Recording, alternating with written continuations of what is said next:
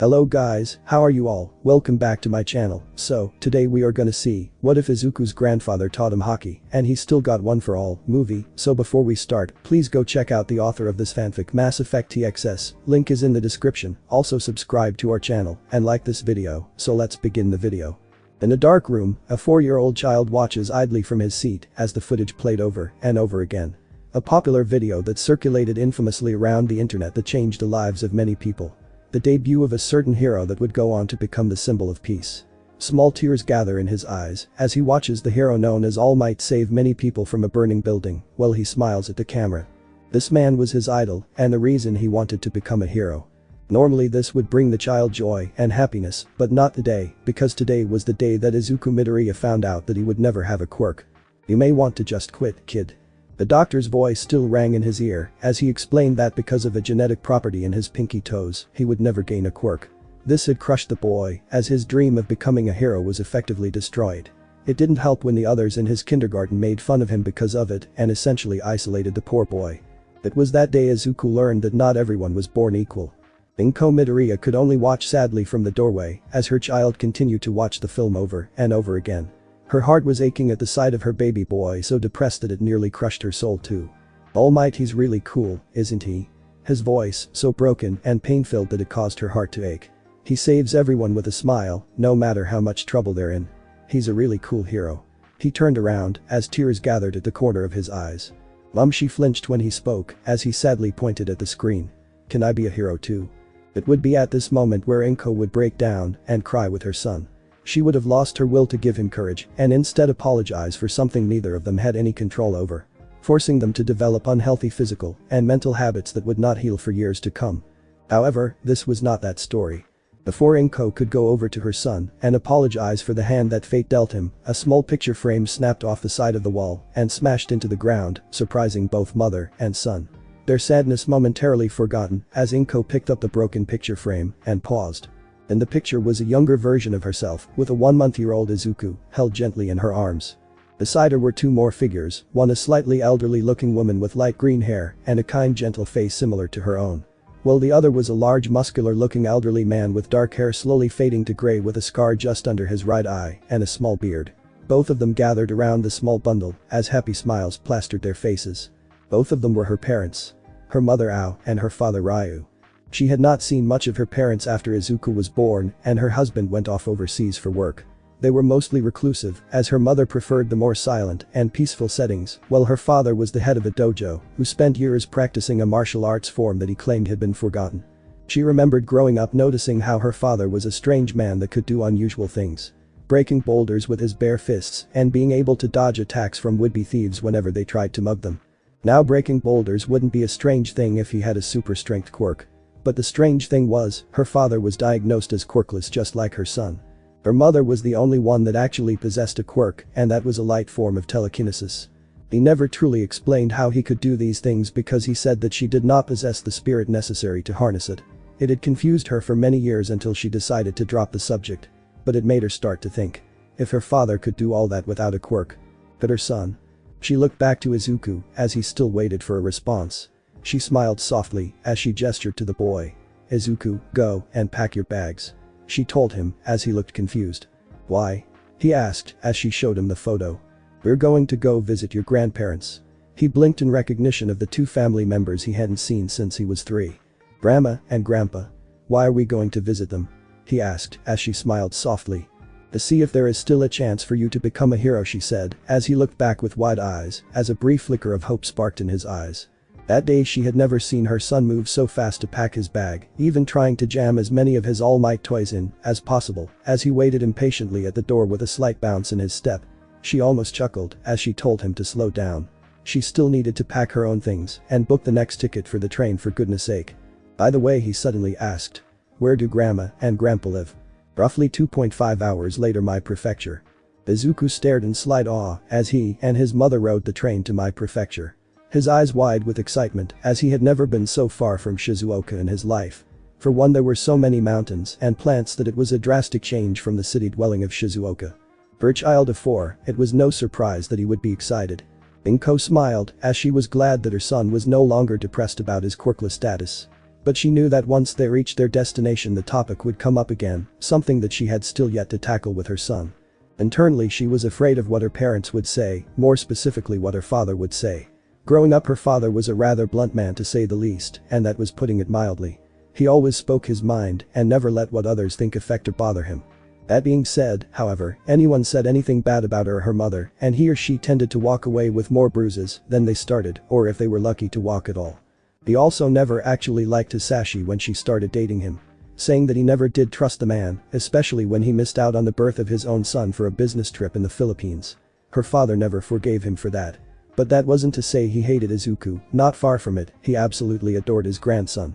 The man would constantly ask for updates about his grandson, wondering if he was okay or how he was doing at school.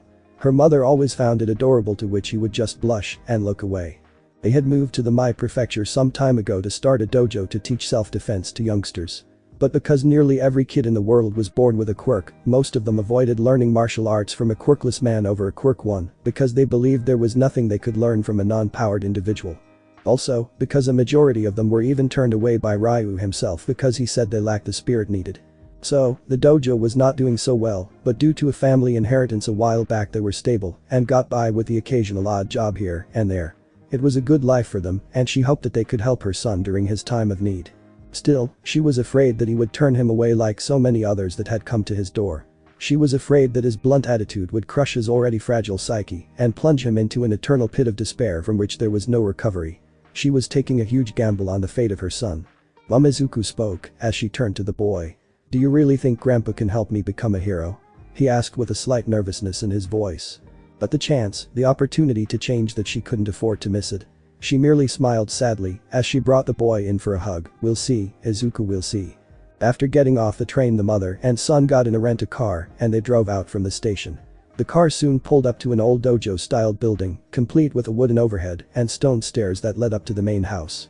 Izuku stood nervously in front of the steps as he read the sign that said Rayu Dojo.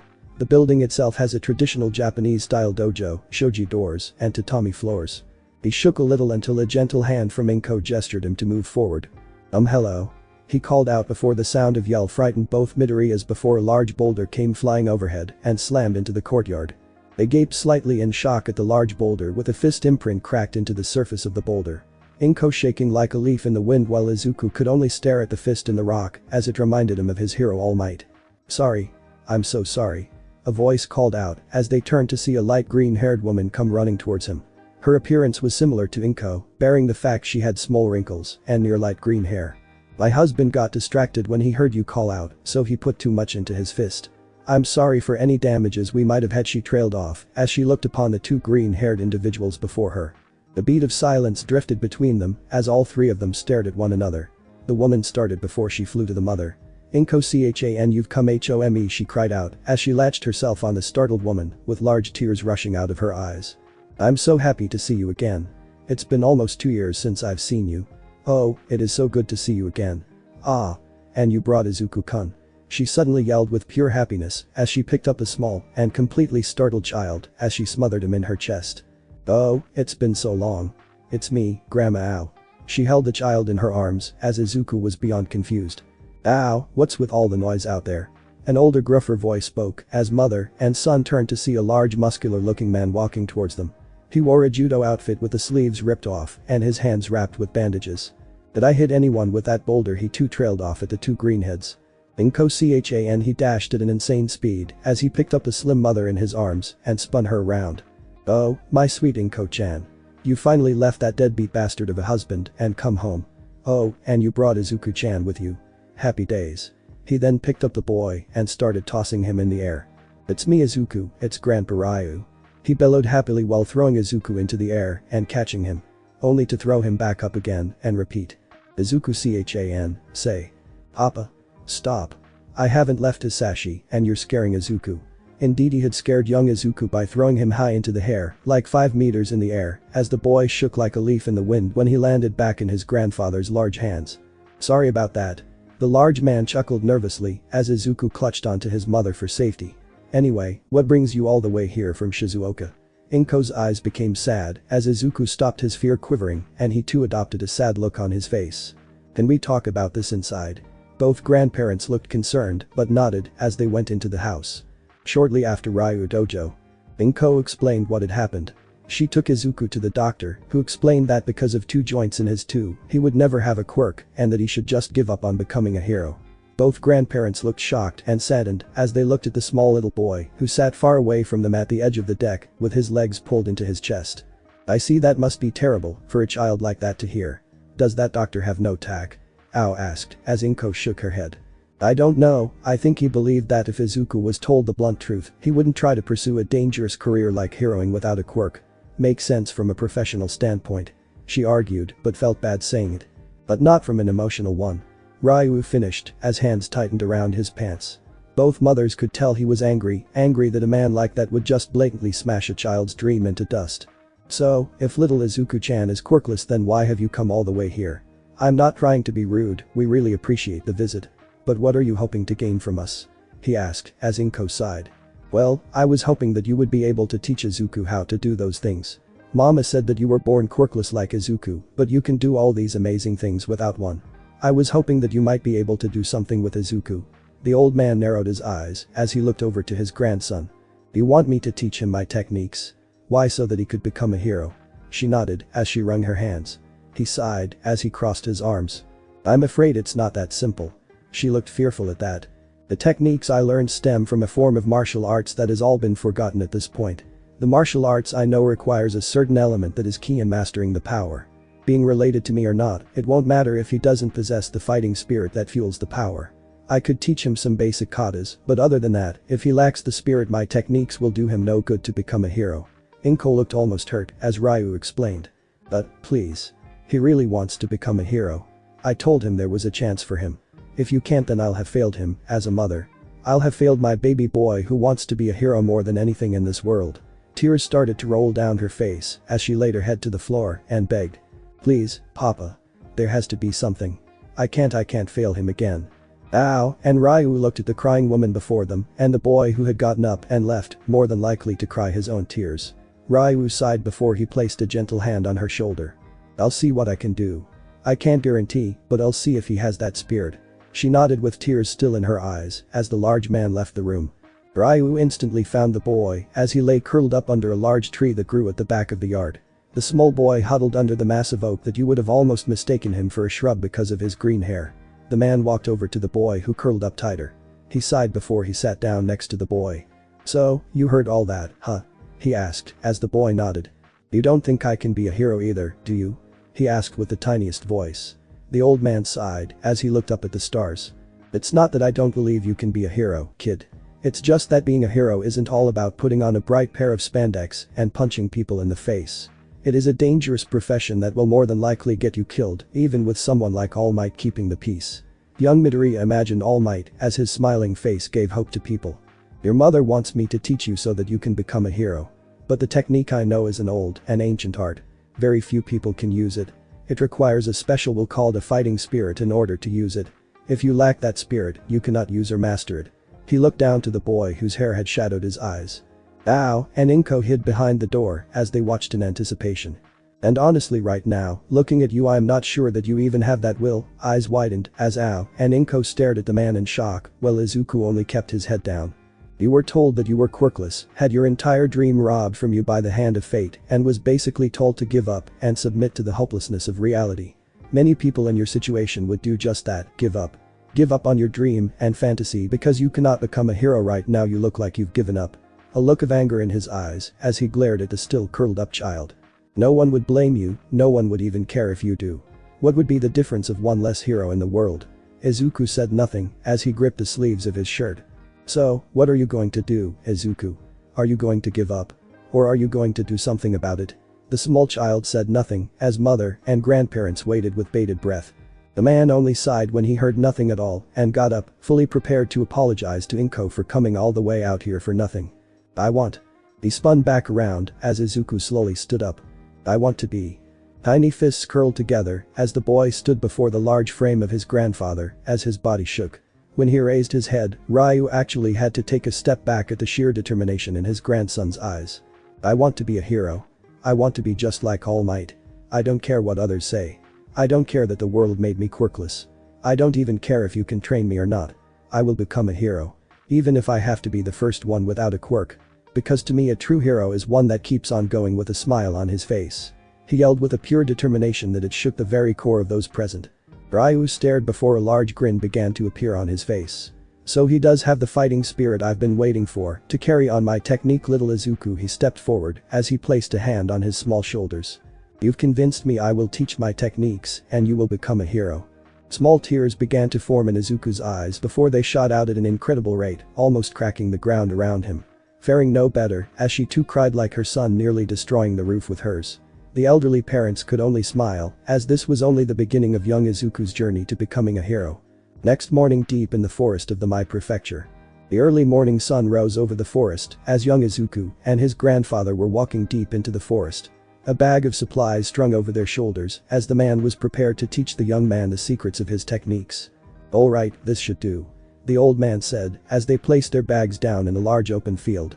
Now, Izuku-chan. You are probably wondering what it is that I am about to teach you, correct? The little boy nodded as his head was almost a blur with anticipation. Excited, huh? More rapid responses as the man chuckled. Well, what I'm about to teach you is a power I learned from a strange old man a long time ago. You probably don't know this, but when quirks began to manifest, a lot of people began to question their own place in the working world, now that construction and mundane tasks could be completed quicker with specific quirks. The young boy nodded.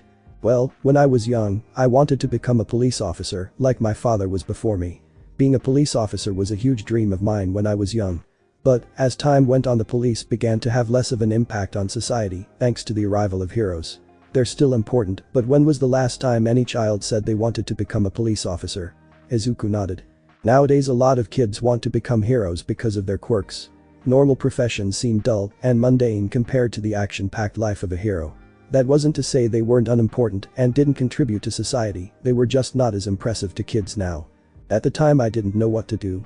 If the police were no longer that essential, then what was my purpose? Our family had been law enforcers since the earliest days of Japan's history. Some even believed we descend from ancient samurai that protected the emperor. Not knowing what I should do, I attempted to search for my place in the world. At first I thought that I wouldn't until I stumbled across this old man that taught me of a power that can rival that of a quirk. He held out his hand so Izuku could have sworn to see faint lines radiating off his hands. He called this power Haki. The fighting spirit of the human soul. A power that exists in all humans, quirkless or not. Izuku stared in awe. Haki? He sounded the word as the man nodded. Like a quirk, it is a power that exists inside of everyone. But unlike a quirk, only a select few people can truly harness this power. Most are even blind to the potential that wells inside of them until it is far too late. The key to accessing this power is no doubt, no hesitation whatsoever. He explained as the boy stared in wonder. The tree snapped behind him as Izuku looked and gasped in shock. Grandpa? There's a bear right behind you. Indeed, there was a bear behind him, much larger than an average bear and seemed to have bits of bone growing out of its body. It's a bear with a quirk. Fun fact, nowadays even animals have been known to manifest quirks. They were an intrigue to the scientific community and had experimented on them until it was outlawed when the first highly intelligent animal spoke and shocked the world. Some of them even had high-paying jobs like a certain principal of a prestigious hero school. But the man didn't even seem to bother as he kept his back to the bear. Now pay attention, Izuku, as I explain the power that I awoke inside of me. First off, there are two types of Haki that are prominent in combat.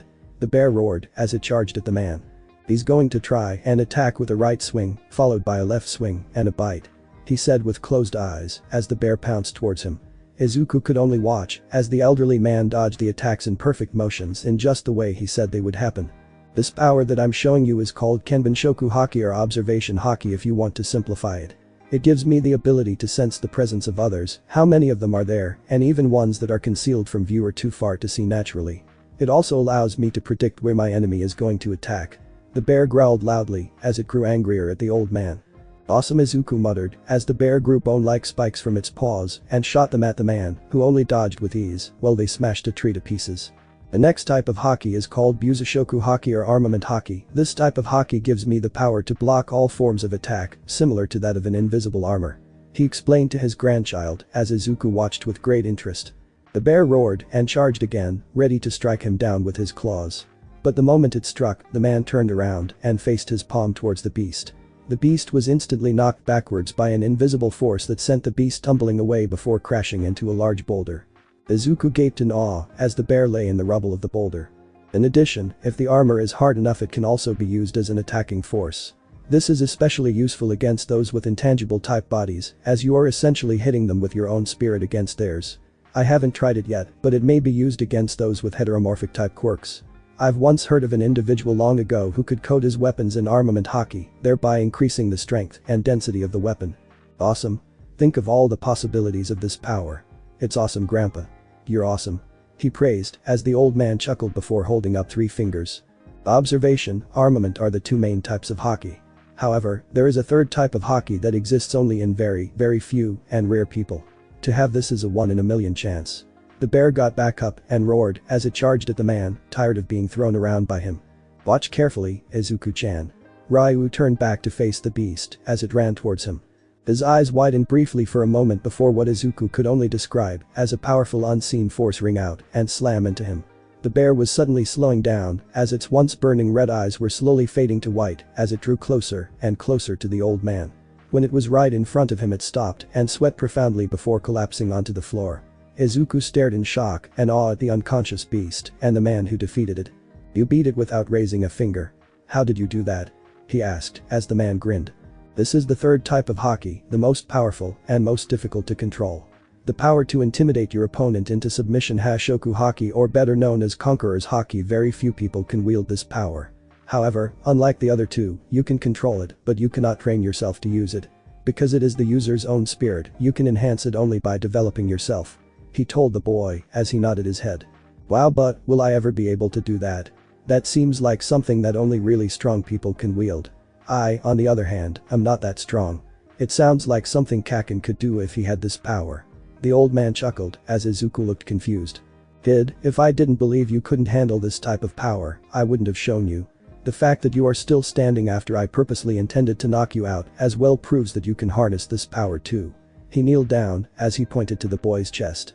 Inside of you is a great power, a strong spirit that I believe will one day harness the Conqueror's Haki and master it. It doesn't work on strong-willed people, only on the weak. His eyes widened at this as the man nodded. You have a strong spirit, kid, one I know will help you become a hero. Izuku's eyes widened as true hope and light filled his green orbs. However, until you've unlocked this ability, it would be best you try not to control it.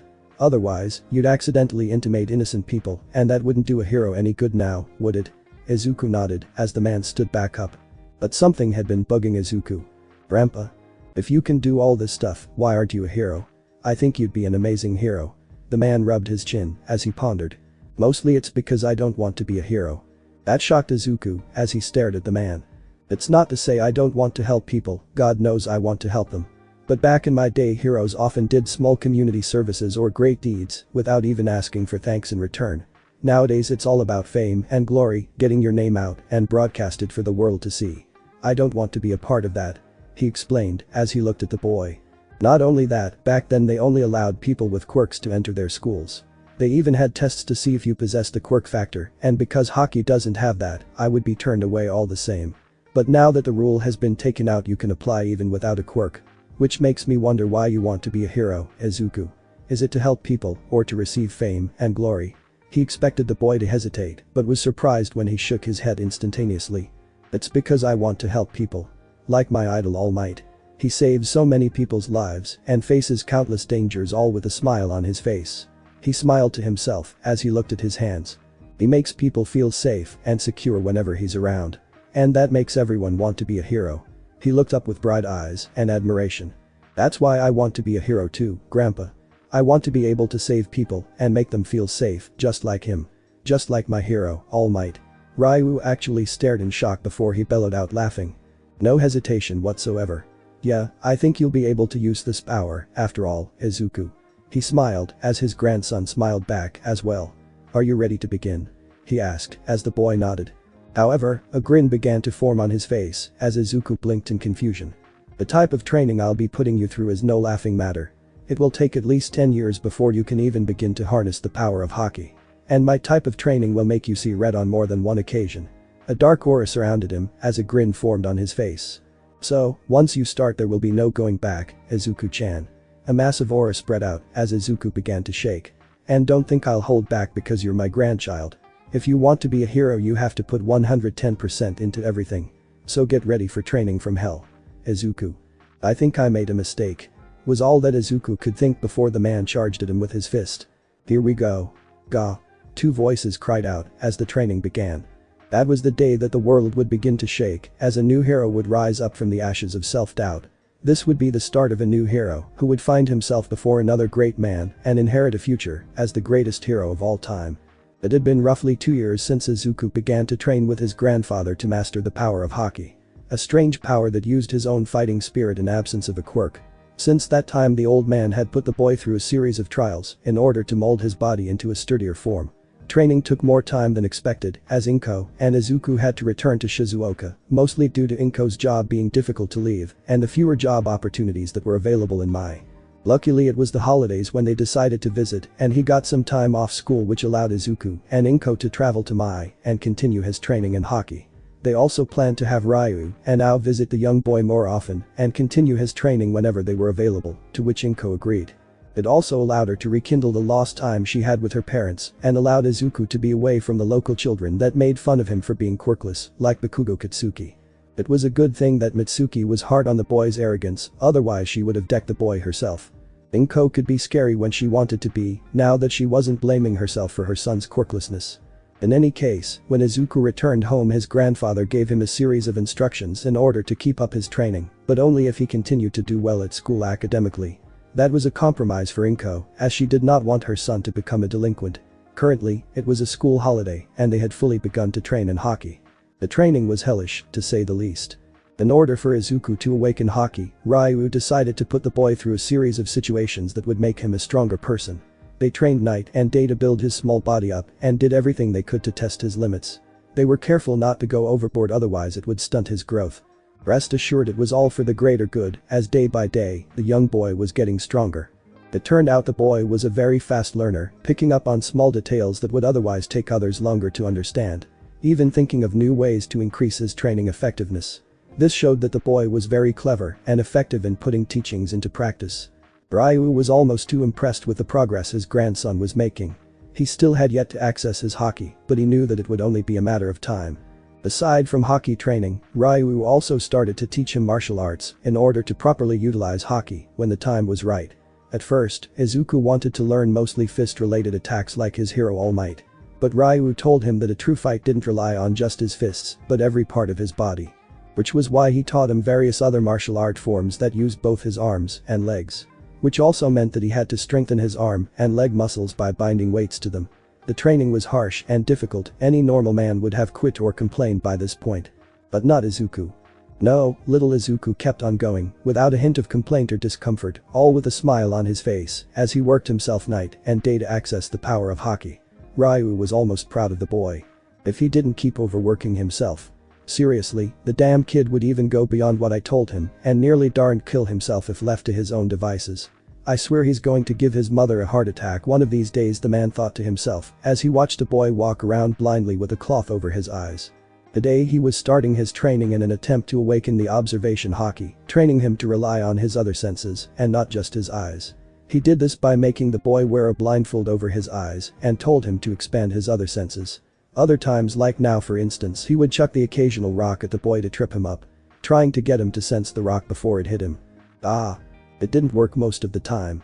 I keep telling you, use your other senses. Stop trying to rely on your eyes. Feel everything around you. He called out as Izuku slowly got up. Hi grandpa.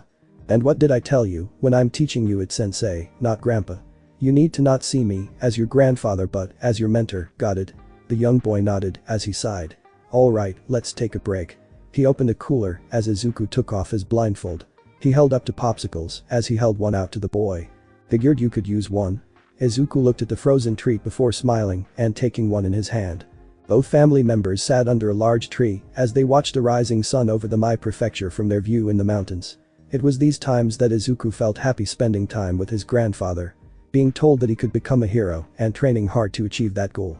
It made him feel like he had a purpose in his life and not just an idle dream that could never come to pass because of his quirkless birth. But a frown soon crossed his face as he thought about the last 2 years of training. He was still nowhere near ready to access the power of observation Haki and years off before he could even think about accessing armament. Was it something wrong with him? Was he really as weak as Kakin said he was? A brief memory of him defending a bully shortly after he began his hockey training, as he was overwhelmed by the group of boys. He thought that, as soon as he started his training, he would be getting stronger instantly, but after coming home with new confidence, he tried to save a kid being bullied by Bakugo. He thought that he could take him and protect the boy. He did protect him, but it wasn't enough, and he was beaten up. What the heck was that all about, you trying to be a fighter? Get real, you'll always just be a useless Deku. Kakin's voice still rang in his ears as he sighed and thought about how slow his progress was. Maybe Kakin's right, maybe I am just a useless Deku, he thought sadly as he hung his head. Izuku. Izuku looked over to his grandfather as they looked upon the town. I just want to let you know, I'm proud of you, the boy blinked at the almost unfamiliar word to him. Anyone I know would have dropped and complained about all the hard work I'm putting you through. Hell, even when I trained with my master, I complained about how hard it was and considered quitting when I hit a roadblock. He smiled as he looked at his grandson. But not you, you just keep going without a care in the world. Izuku listened as his heart beat a little faster. I know it's difficult not having a father around, and I'm not trying to replace him, though honestly if that bastard showed his face again, I'd deck him for missing out on your childhood. He muttered the last part under his breath so Izuku couldn't hear him. But I believe every son should hear how proud a father is of his son, and well you are my grandson, so that makes doubly proud of you. And I know you'll get through this and make it as a hero. Small tears gathered in his eyes as he turned away quickly, hoping not to show the man that he was crying. Internally though he was happy to hear those from someone he respected. It gave him hope that he could become a hero. The man looked as he smiled softly at the boy, already seeing how that little praise was turning the boy's somber mood around and would eventually help the young boy overcome this hurdle and unlock the power of Haki. Right. He said as he gulped down the popsicle in one gulp and stood up. Let's get back to training. He proclaimed as Izuku nodded, gulped down in one go, and stood back up. Yeah. Izuku yelled as grandfather and grandson got ready to resume their training. Until they both froze and clutched their heads. Ah. Brain freeze. Both of them cried out, clutching their heads while rolling on the ground. A reminder to all viewers. It is not generally advised to devour frozen treats to resume training quickly and never eat it in one gulp during a hot summer day. You will more than likely get a brain freeze. Please don't try this at home. A friendly reminder from the Common Sense Foundation. 2 weeks later. 2 weeks passed since then, as we now found our wannabe hero Izuku Midoriya and his hockey master grandfather Rayu on their afternoon run around the town. His grandfather had advised that Izuku should start a regular exercise plan where he would run in the morning and in the afternoon in order to build up his leg muscles. The boy was still young and only 6 years old, so Rayu accompanied him on the runs until he was old enough to work out on his own. This often meant that the young boy would travel around the town, getting well acquainted with the streets and directions. He even got to know a few of the residents in the town. The dojo wasn't that far, existing on the edge of town. But it was a nice change of scenery from the suburban dwelling of Shizuoka and away from the bullying back home. Izuku breathed heavily as he stopped by a construction site, sweat dripping down his face, while Rayu was barely even fazed by the small jog. Come on, Izuku-chan, we've only done 3 kilometers. We've still got 2 more kilometers left before we head home. He joked to the boy while wearing a dark red tracksuit. The younger boy, wearing an All Might t-shirt and navy blue shorts, only nodded as he leaned on a pole. I know, just give me a minute to catch my breath. He wheezed out while taking a drink from the water bottle provided by his grandpa. Easy there, kiddo, I was joking. Don't keep pushing yourself like that. It's great that you have enthusiasm, but push too hard and you'll break yourself. He lectured as the boy nodded. Hi, sensei. He said before chugging the water quickly. While he took a moment, the young boy looked around as he realized they had stopped in front of a small construction site with a sign that read Uraraka Construction Company. There were a few men and women using heavy machinery to build metal frames, while a tall man with short light brown hair and a woman with long brown hair were talking to a man in a business suit. From what Izuku had researched about quirks, it was not uncommon for construction companies to employ people with quirks to make the job easier and more efficient. But looking at the man and the woman, who were clearly the foreman of the site, they weren't appearing to use their quirks whatsoever. Whether or not they had a quirk confused the boy, as it looked like they were struggling to get the work done while having an argument with a man in a business suit. He could hear some words like taking too long or not having the right quirk for the job before he got back in his expensive-looking car and drove away. The two sighing before heading back to work. At first, he paid it no mind until he noticed something hovering just outside the construction site. Curious, he walked around a large open lot to get a better look at what he saw, much to the confusion of his grandfather. Rounding the corner, he was met with a strange sight as a small girl roughly the same age as him dressed in an oversized sweater with the word super printed across the chest and green pants as she stood around a large amount of rubble before touching each of the bits of rubble. To his amazement, the rubble begins to float as the girl gently pushes them off the ground and they float into the air. Whoa. Is that a quirk? Izuku mutters to himself as he observes the small girl touching the bits of rubble. How is she doing that? Is she making the float? No, they're not floating down, so that means they aren't affected by gravity. She must be cancelling their gravity. But how is she doing that? Must have something to do with her touching them. Something on her palms. No, more than likely her fingers. Is she limited to how much weight, or can she cancel the gravity of anything she touches? Also, how does she eat if everything she touches floats? Does it require all 5 fingers, and blah blah blah, the patented Midoriya muttering starts to spill out as Rayu watches in amusement. He is just like his mother. The old man thinks as he watches his grandson analyze her quirk from a distance. Which was impressive, meaning he might be closer to unlocking the observation Haki sooner than expected. Wait, where did he get that notebook? The little girl sighs, a slightly strained look on her face as she turns to an even larger piece of rubble and touches it with all 5 fingers. The rubble begins to rise high as it floats above her. Her face becomes more strained as she loses focus and moves to cancel her quirk. Suddenly, he didn't know why, but Izuku had a bad feeling in his gut as he watched the girl with a strained face and her hands getting closer together. His eyes widened as he notices the large bit of rubble being pushed by a gust of wind and moves directly over her head. She pressed her fingers together and the rock glowed before beginning to fall. Izuku instantly dropped his notebook as he ran at full speed to the girl. Hey. Look out. He calls out as the girl looks confused before she looks up and screams as the rock comes hurtling toward her. But just before it could hit her, he tackled her out of the way just as the rock landed and kicked up a large dust cloud. Izuku. Rayu called out as the yell was enough to draw the attention of the man and woman on the construction site as they rushed out and widened their eyes in terror. Ochaco-chan. They yelled as the small lot was covered in dust as the adults were frozen stiff.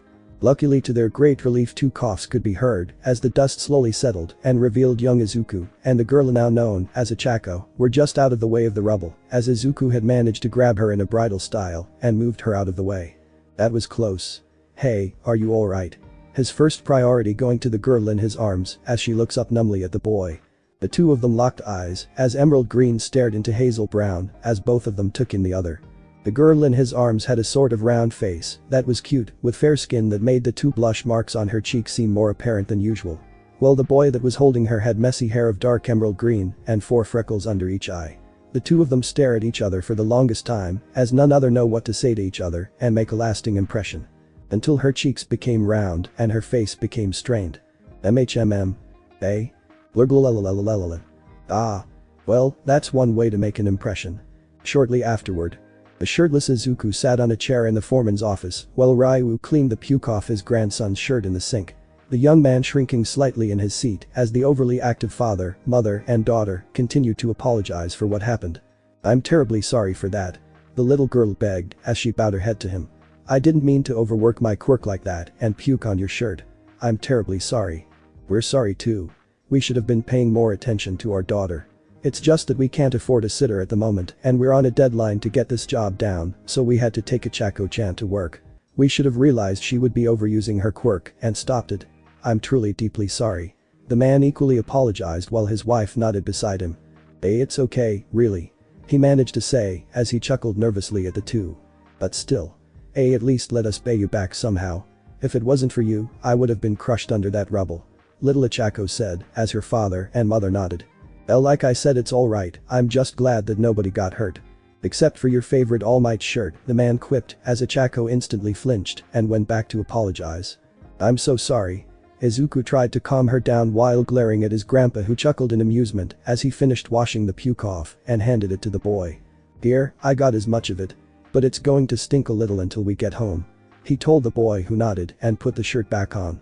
Once again, we are truly sorry for what happened. We've just been busy with the company and the client, so I took my eyes off her for a moment. Sorry, Mrs. Uraraka explained as Rayu shook his head and waved his hand. It's fine. It's totally understandable. Back when I was young, I often had to look after little Izuku's mum when her mother went out of town for business. I know what it's like to look after a kid, they can be a bit of a handful, he told them as they nodded. By the way, I'm Rayu, and this is my grandson, Izuku Midoriya. You're a very lucky young lady. If Izuku didn't predict that rock falling you could have been seriously hurt. He said, as the boy nodded and bowed. Thank you for that, and it's very nice to meet you too. My name is. A car drove by, as his voice was drowned out. Uraraka, and this is my wife. Another car went by. Uraraka. And this is our daughter, Ochaco. Uraraka. We're once again really grateful for you saving my daughter like that. He said, as Izuku blushed at the praise while she nodded. You were so cool running over to save me like that. How did you know that it was going to fall on me like that? Was it because of your quirk? She asked with a bubbly smile while Izuku blushed at the sudden happiness and closeness of the girl in front of him and attempted to hide his face in his arms. Thank you. But I don't have a quirk. He explained as the Urarakas were shocked at this. Really? You don't have a quirk? Then how did you get to her so fast? Mr. Uraraka asked as Rayu grinned and pointed to himself. I've been training him for the past 2 months now. He wants to become a hero even though he doesn't have a quirk. He said as he affectionately rubbed his grandson's hair. Really? But I thought you needed a quirk to be in the hero program? Mrs. Uraraka asked as Izuku started to mutter. Well, they recently removed that rule when the general public wanted to introduce a fairer legislation to allow more equality between the civilians with quirks and the civilians without quirks.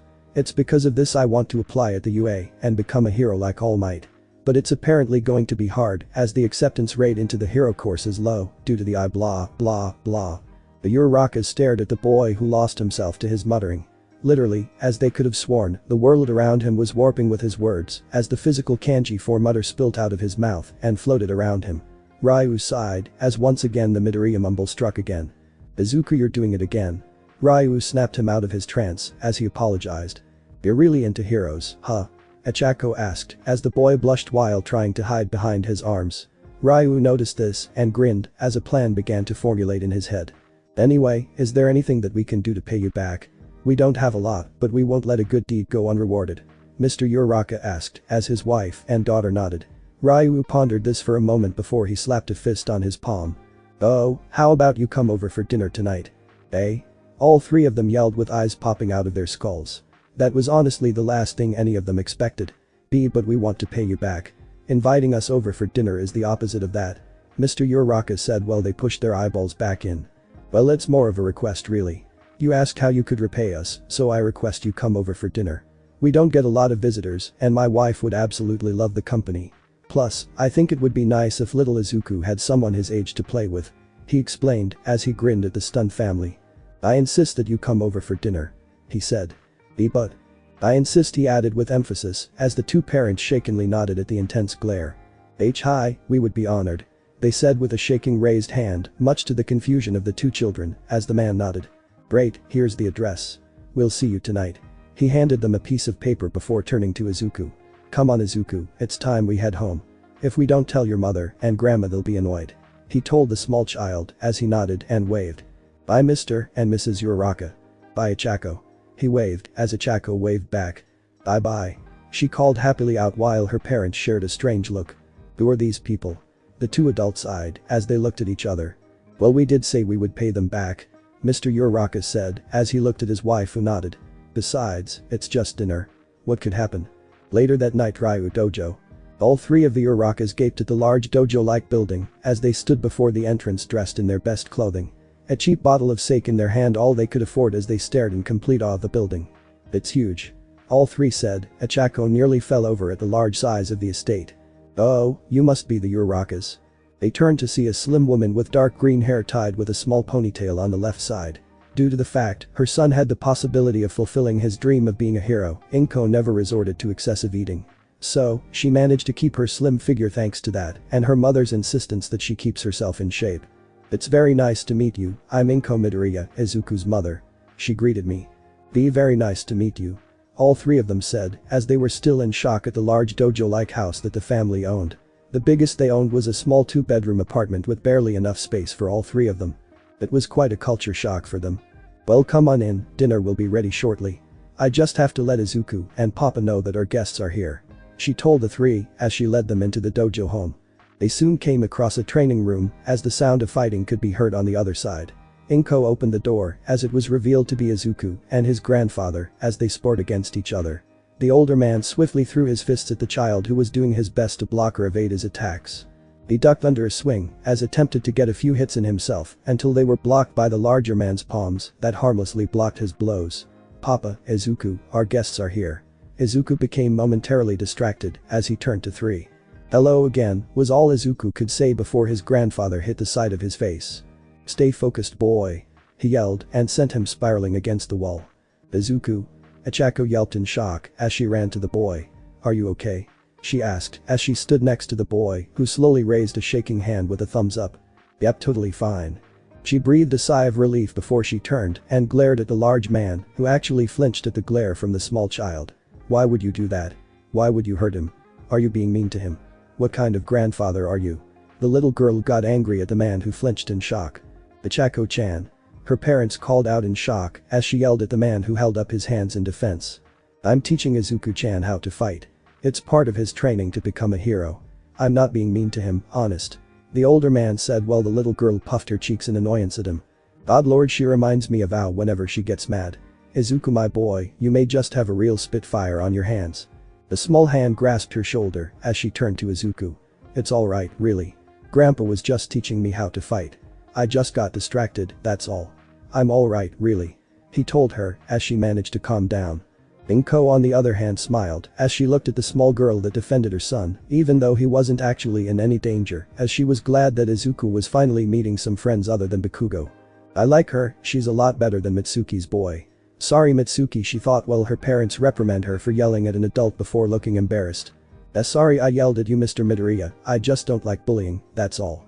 She said as the man chuckled and rubbed her head affectionately. It's alright little Uraraka. You were just looking out for Izuku, I'm happy about that. Just for the record, my last name, not Midoriya, that's his last name. Mine is. Everyone. Dinner's ready. So cut him off as everyone turned to the dining room as Ao came out of the kitchen. Ah. Dinner's ready, well let's not keep her waiting. My wife is a mean cook, I'll tell you what, and a mean swing if we keep her waiting, the man muttered the last part as he rubbed the back of his head from all the time she whacked him with a frying pan for not coming to dinner when he became engrossed with training. They all left for the eating area. The Uraraka's mouth drooled as they looked at all the food on the table. Back at their home they usually had to buy the cheap and discounted foods when their company started getting less and less work.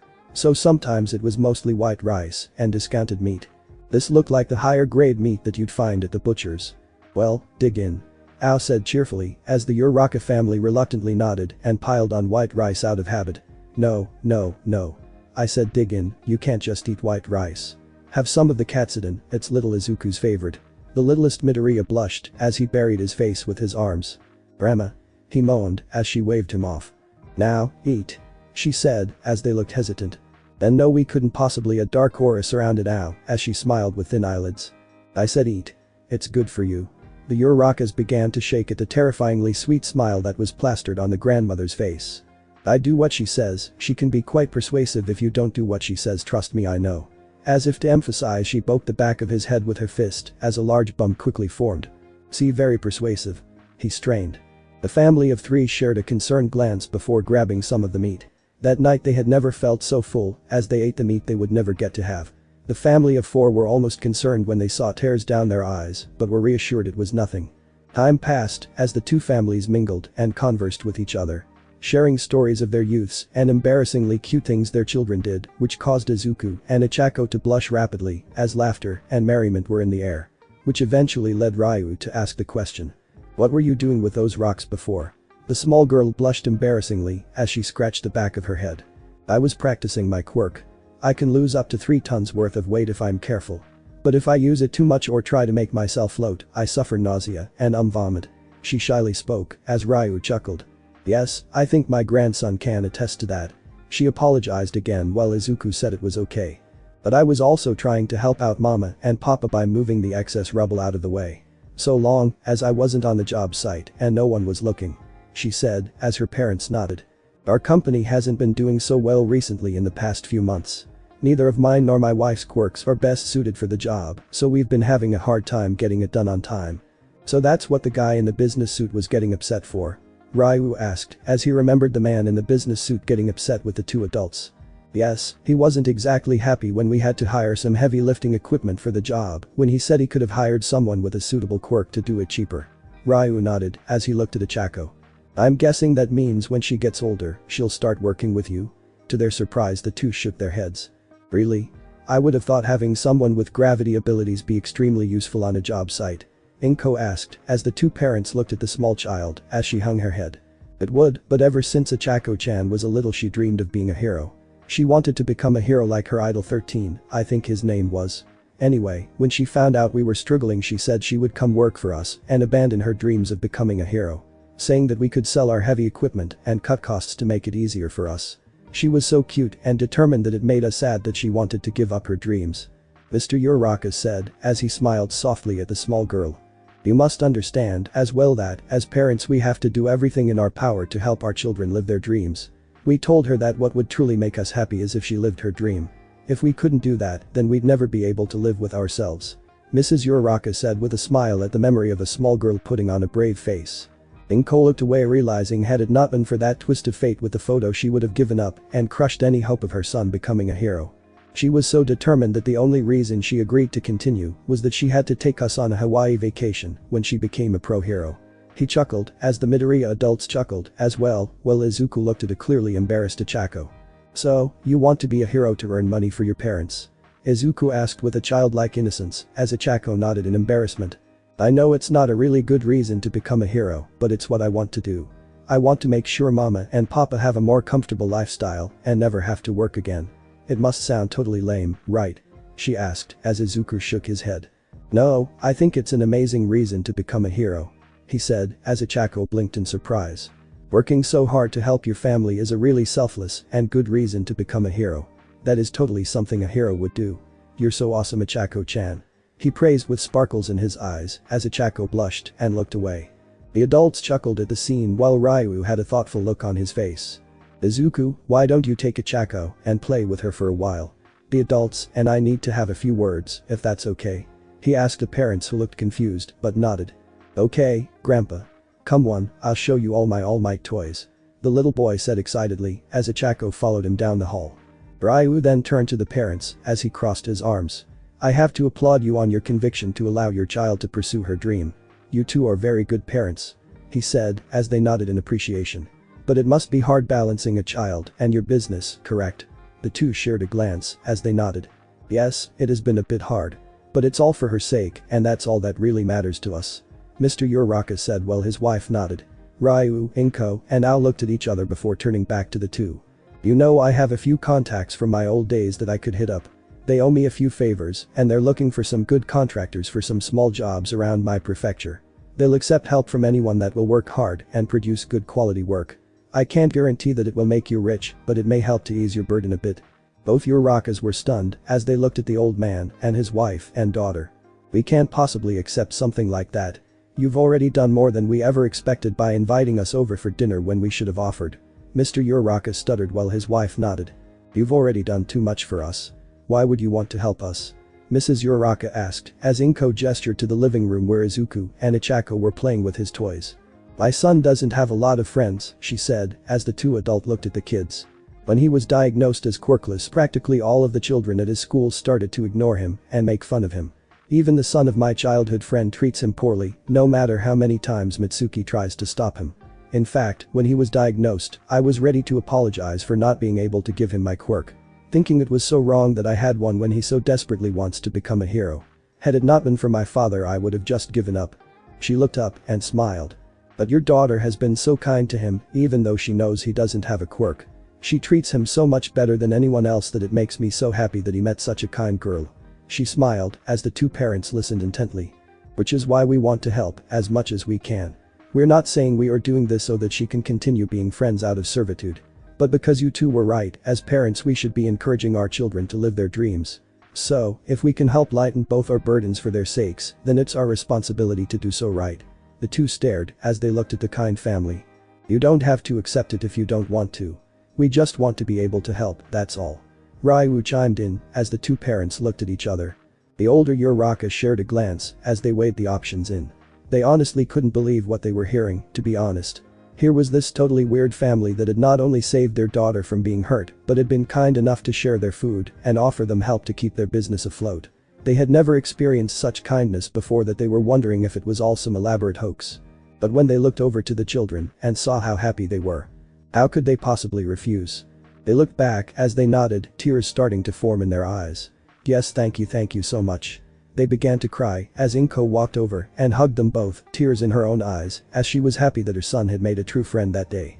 Meanwhile, a little earlier, Izuku and Ochaco walked into the living room as they looked back one last time to the adults. What do you think they want to talk about? Ochaco asked while Izuku shrugged his shoulders. I'm not sure. But if it has something to do with my grandpa, it might be completely outrageous, he said as Ochaco chuckled a little at that. It was then that he realized he was alone with another child, a girl no less, as he blushed rapidly. Crap. I'm alone with a girl. What do I do? He panicked internally while Ochaco didn't notice. Okay. So, what do you want to do first, Izuku? She asked as the boy looked nervous. Izuku, what's wrong? She asked as the boy stopped panicking and rubbed his arms bashfully. I don't really know how to play with someone else. She blinked in surprise. Really? But you're so nice. I thought you'd be an expert with playing with other people. He shook his head as he remembered the other kids isolating him. Back home I'm not very popular with the other kids. They say that because I don't have a quirk, I can't play with them and just leave me alone. Even during PE no one wants to be with a useless Deku like myself.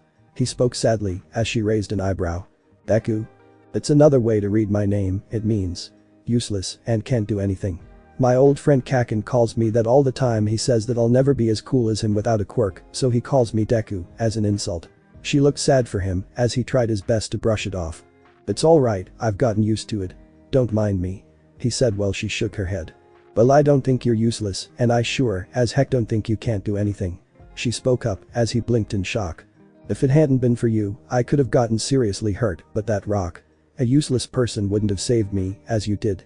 You even did it without a quirk, and I think that's awesome. So, don't take any crap from them because they clearly don't know you as I do. Because I think you're an amazing person, Izuku. She said with a determined and cheerful face as Izuku could only stare in shock. He stared at this determined and bright little girl as she said more encouraging and kind words than any of the other kids he had met in his life. She also didn't seem to care that he was quirkless, even thinking that he was amazing without one. Who the heck was she and why was she so nice to him? Besides, he looked back as she smiled. I think Deku sounds like a good name for you, almost like Dekiru, meaning can do anything, you know. Instantly he felt his heart clench and his face morphed into a strained but happy look. Whoa, what's up with your face? Are you alright? She asked worryingly as he shook his head. It's nothing, it's just you're so bright, he replied while she looked confused before regaining his normal composure. Thanks for being so kind to me, he said as she smiled and nodded. And hey, she looked back as he smiled. You can call me Deku if you want. It sounds nice now that it means something else, he said as she smiled and nodded. Sure, what are friends for? The two played heroes long into the night before eventually being overcome by sleep and lying beneath a blanket provided by their parents. Today the two had more fun than they ever had in their collective lives, never realizing that because of a simple picture frame their lives had drastically changed. They still had a long way to go before they could fulfill their dreams of becoming heroes. But for now, this was enough for the two of them. Years down the line the two would smile as they would remember the day that changed both their lives and the many trials that would come afterwards. The peaceful silence drifted over the forest as the sound of birds chirping resonated quietly in the air. A total calm washing over the large trees as everything was silent. Ha. Heya. Ha. Hoa. That was until the sound of fighting could be heard as the peace was broken. The animals scurried away as two figures could be seen fighting amongst the falling leaves. One a girl with brown hair and a bob haircut and another with unkempt emerald green hair. The two trading blows as their fists and palms struck against each other. The boy thrust his palm forward to knock her back, but she moved out of the way and grabbed his wrist, ready to throw him over her shoulder. But the boy was prepared as soon as she made to flip him by shifting his weight and rolling just as he impacted on the ground, followed by sweeping at her feet. Every move she made he countered almost as if he could predict her moves. Similar to her as she countered his moves to a degree. The girl however never hit the ground as she floated in midair and thrust a kick towards the boy who easily blocked it with crossed arms. I thought we agreed on no quirks, the boy asked as the girl grinned. Remember Sensei's first rule. Every skill you have is vital to your survival, so in a battle, there are no rules. She flipped herself over, released her quirk, and re-engaged in combat. The boy jumped back as a small grin began to appear on his face. Is that so? Well then she rushed forward to grab as her fingers were inches from his back. But just as she reached him, he turned around and grinned. How about this? Time seemed to stop as she stared into an almost exact replica of All Might's face, except for the bushy green hair, as the action caused her to halt in her place. Even the voice sounded the same, as her face was momentarily stunned. BFFFTT. Before her cheeks puffed up and saliva rocketed out of her mouth, only to gasp when he grabbed her arms and flipped her on her stomach. Her arm twisted behind her back and a hand on her head as he pinned her to the ground. She looked stunned before a cross look appeared on her face. Hey. No fair. You know I can't help it when you make that face, Deku-kun. You agreed not to do that. He grinned. You said every skill is vital. Mine just happens to make you laugh, Yura-chan. Plus you just said there were no rules and used your quirk, so it's fair. She puffed her cheeks in annoyance while he chuckled and helped her back onto her feet. Okay, kids, that's enough. Izuku wins this round, an old voice spoke as the two looked towards Rayu as he sat under a tree. His hair grayer than it used to, as well as a longer beard growing on his face. Ochaco-chan, you need to stop losing your composure just because you see something funny. And Izuku, don't pull that face out while we're practicing. It seriously creeps me out, the old man commented as they nodded. Hi, sensei. The two kids nodded. It had been 7 years since Izuku had met Ochaco Uraraka and 10 years since he began his training in the ancient art of Haki. To harness the power of his inner fighting spirit and utilize it as a power to achieve his dream of becoming a hero like his idol, the #1 hero All Might. During those years Ochaco had joined in on their training as the old man and her parents wanted her to at least have some form of martial arts to defend herself. During that time the two had begun to grow up as both of them gained stronger physics and experience. Izuku's body had become more toned in the 7 years of training and even grew taller than Ochaco, much to her shock when he came back to visit as he stood a head taller than her. But he was not overly large as his form was to complement his style of fast but strong hits. Ochaco had become more fit and diverse when it came to combat, relying on grappling and disarming techniques to combat her opponents. She knew how to fight but preferred to take down her opponents rather than beat them to a pulp. She wanted to be a rescue heroine after all. Turned out she was a natural for grappling and disarming techniques. She even started picking up his habit of analyzing her opponents to a degree. That shocked her parents when she started muttering to herself like Izuku. Who knew that the Midoriya mutter was contagious, go figure. Their friendship, on the other hand, had grown significantly since the first day they met. Now considering themselves true childhood friends, the two were almost inseparable from each other, barring when Izuku had to return home as the people of the town commented on how cute they looked together. It didn't help that Ochaco called him Deku as his new nickname, much to everyone's confusion barring Izuku, while Izuku started calling her Yura-chan out of courtesy. Everyone even teased them from time to time about looking like a couple, much to the embarrassment of the teens. Unknown to them that a large betting pool had accumulated about their future relationship started by the mothers of the pair. Speaking of, thanks to the help of the Midoriyas, which everyone just found easier than saying Inko's maiden name, the Uraraka family had become more financially stable over the past 7 years. It wasn't enough to make them rich, as Rayu said, but the extra income was enough to keep the business afloat while also providing well for the family. They even hosted the Midoriya family for dinner from time to time as the families began to bond.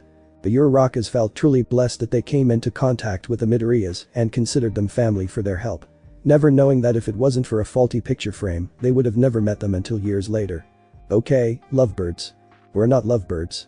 The two shouted simultaneously with red faces, much to his amusement, as he pointed to a rock. Fitting, but seriously, it's time, Izuku, to see the fruits of your training. He spoke seriously, as the boy nodded. It took 10 years, but you managed to get observation Haki under control. I'm not really surprised that you mastered it so easily. Your natural observation skills were an indication of how well you would progress. I guess it was only natural you would master it first, and, as for your armament, you can now project a light armor around your body. But now it's finally time to see if you can properly channel the next stage of armament without it suddenly fading off you. He lectured the boy as he nodded. Remember, Izuku, the key is having no doubts and no hesitation. Focus your spirit and harden yourself, everything else will fall into place. Izuku looked to his hand as he felt a moment of hesitation before he felt a hand on his shoulder and a smile from Ochaco.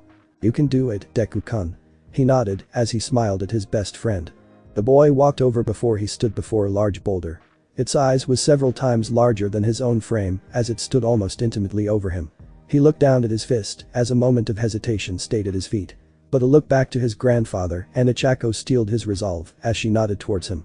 He took in a deep breath as he slid his feet back and closed his eyes. His body instinctively took a fighter's stance as he pulled his right arm back to his hip and his left palm facing towards the stone. For a moment everything was silent, as the only sound that could be heard was the rustling over leaves.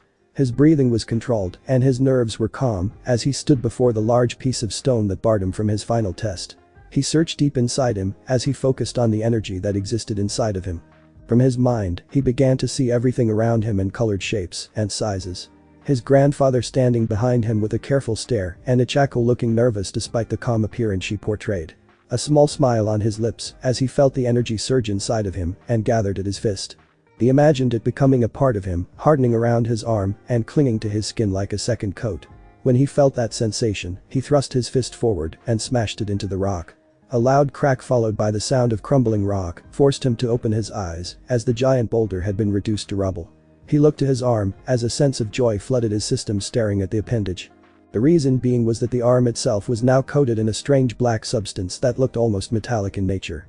To others, it would almost be confused for a hardening type quirk, which was fairly common. But for Izuku, Ochaco, and Rayu it was more than that.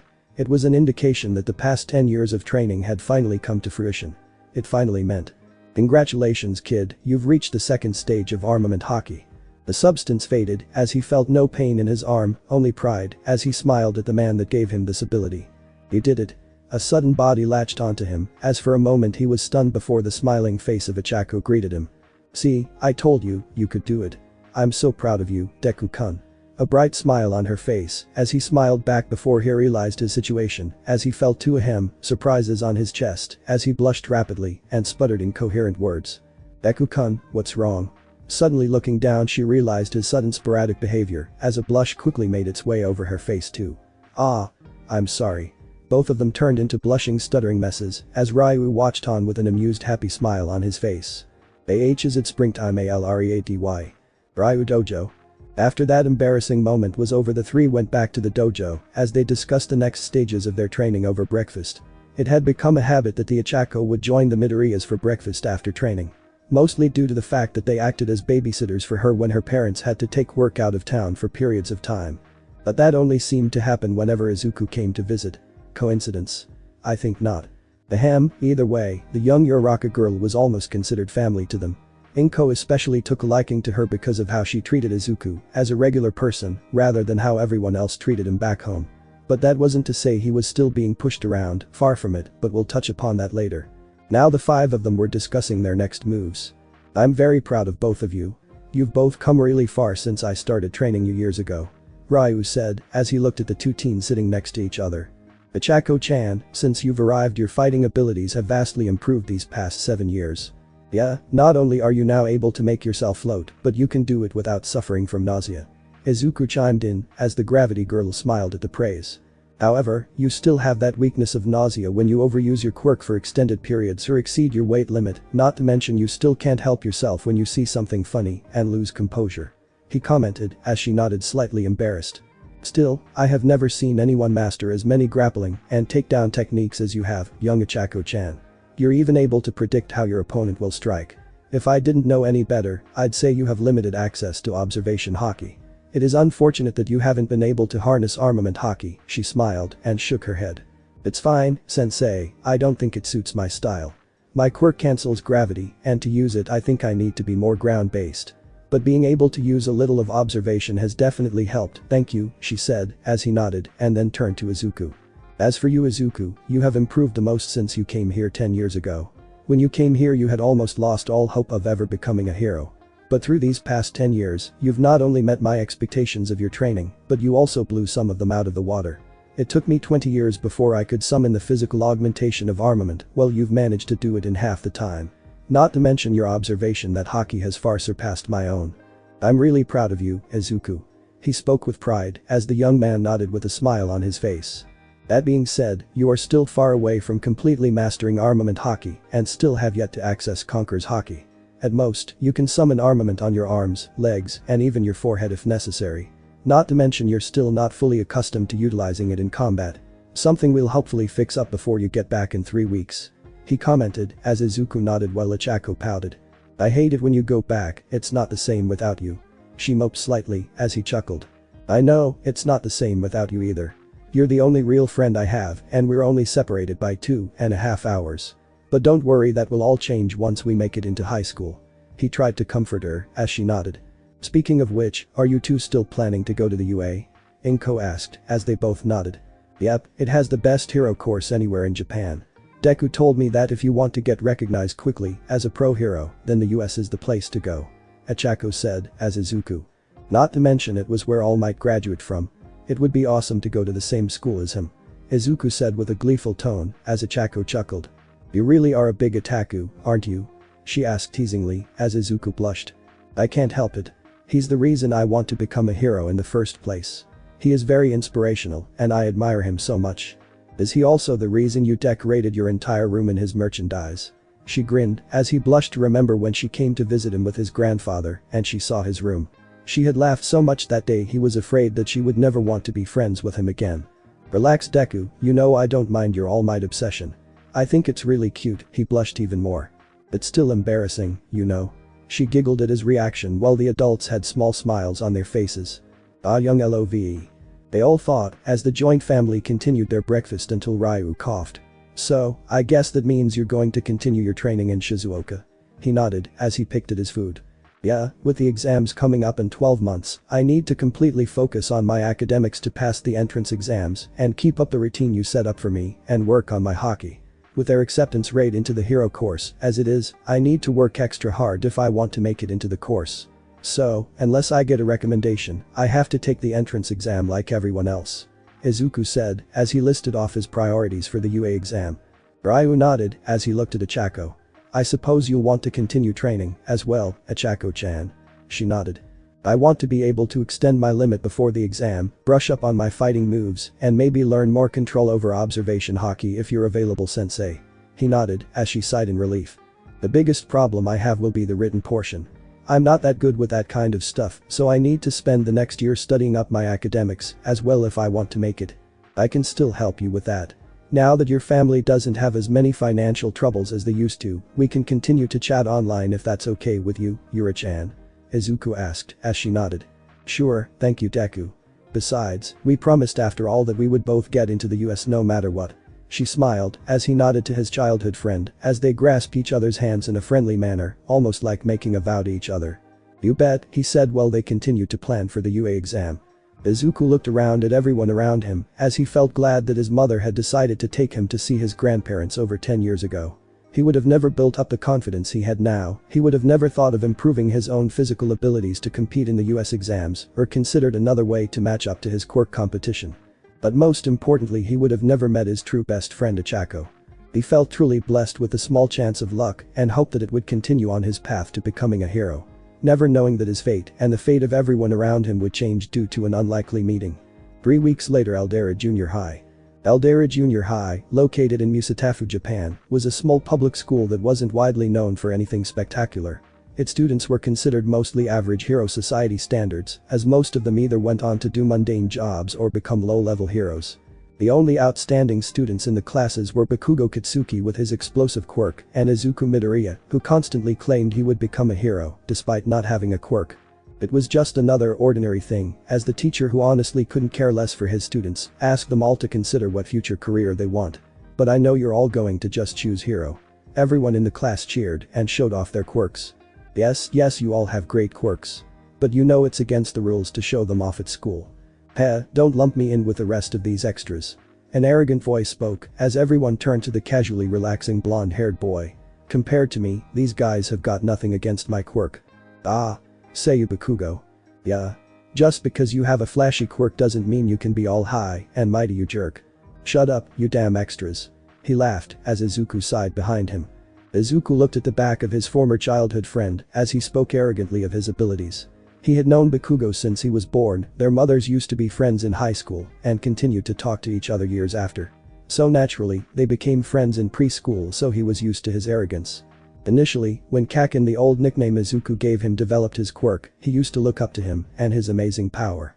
Following him around hoping to be as great as he was. At the time it didn't matter that he didn't have a quirk so long as he continued his training with his grandfather. But then he suddenly started acting hostile to Izuku and their friendship splintered off ever since and the two had a strained relationship. It didn't help when continued to pick on the other kids and Izuku stepped in to hold them off. Now the years that he spent training with his grandfather would have obviously made him stronger than Bakugo despite his explosive quirk. But at a young age, he believed that those with powers should only use them to protect the innocent and never harm them. He felt the same with his training. He felt that he should only use it in the direst of circumstances, no matter how much Kakin hurt him. So, seeing as he could withstand Bakugo's quirk, he decided to do what a hero would do and protect those from his arrogance. "That's right, Kitsuki is applying for the US, right?" the teacher asked as he went back to reading from his textbook. Everyone stiffened and gasped at this. UA. But isn't that like one of the hardest hero schools to get into? Yeah. I heard the cutoff rate was 79 this year. That's right, you bunch of chattering extras. None of you can compare to me. I aced a mock exam and am more qualified than any of you to get into UA. He jumped up on his desk. And once I graduate, I'll surpass even All Might himself. I'll become the best and richest hero of them all. He bellowed arrogantly with a smile on his face. Oh yeah, Midoriya, you're entering the US too, right? That sentence alone stopped his rant as everyone turned to the green-haired boy that looked boringly at everyone while giving the teacher who wasn't paying attention the stink eye. Seriously, wasn't something like that supposed to be confidential between student and teacher? What kind of second-rate school was this? Oh sure, paint a target on my back, why don't you? Everyone stared before they burst out laughing at the notion. See, for the entire 10 years that the students had known him, he never once developed any sign of a quirk. In this day and age, people only ever cared about how flashy another person's quirk was and not about the person as an individual. And seeing as his training with Haki was mostly invisible until he recently attained the second stage, most of them just believed he was quirkless. In the past, Izuku would have been overcome with anxiety and nervousness, seeing as he had no friends at Eldera and tended to spend most of his time training and studying, so he was considered unpopular by everyone. But because he built up confidence within himself and made a true friend in Ochaco, he really didn't care what others thought of him, so long as he became a hero. Deku. He instantly moved his books out of the way as a fiery hand slammed into his desk. Thanks to his Haki, he was able to predict it and protect his supplies from damage. He didn't even flinch as Bakugo glared at him, hoping to intimidate the boy into submission. The FFT, fat chance of that happening. What the hell is this? You think you can rub shoulders with someone like me? Get bent. The hero course is no place for a quirkless person like you. He said with a snide voice at the greenhead who only looked back blankly at him. First off, please stop setting my desk on fire. I'd rather not have to go through another school year with the smell of burnt desk wood. Second, last time I checked, this is a free country and I have a right to participate in the exam just as much as you. Especially now that they got rid of the quirk rule. Besides, it never hurts to try, right? He asked with a straight face as Bakugo and everyone else just laughed at him. Try? You want to try? Get a real Deku. What the heck can you even do anyway? He resisted using his Haki to prove him wrong as everyone continued to laugh at him. More than you know, Kakin, more than you know. Downtown near Tadouin Station. Meanwhile, far away, a villain made of pure sludge grabbed a purse from an unsuspecting lady as he ran quickly from the scene, unaware of a skeletal-looking man walking out of a convenience store with drinks and clothes several sizes too big for him. Ha ha. Good luck, losers. Nobody can stop me with my quirk, he yelled as he ran from the scene. He noticed the commotion as everyone called out for a hero. From behind them, steam started to rise from his body as his skinny frame slowly began to bulge and develop into muscles. Have no fear, why? Everyone turned and even the villain gasped as the man grinned. Because I am here. Eldera Junior High after school. The students began to gather and exit the classroom as some of them chatted about new things like games and stuff while others asked if they wanted to go karaoke. Izuku, on the other hand, had plans to continue his training and then Skype Ochaco for another study session tonight.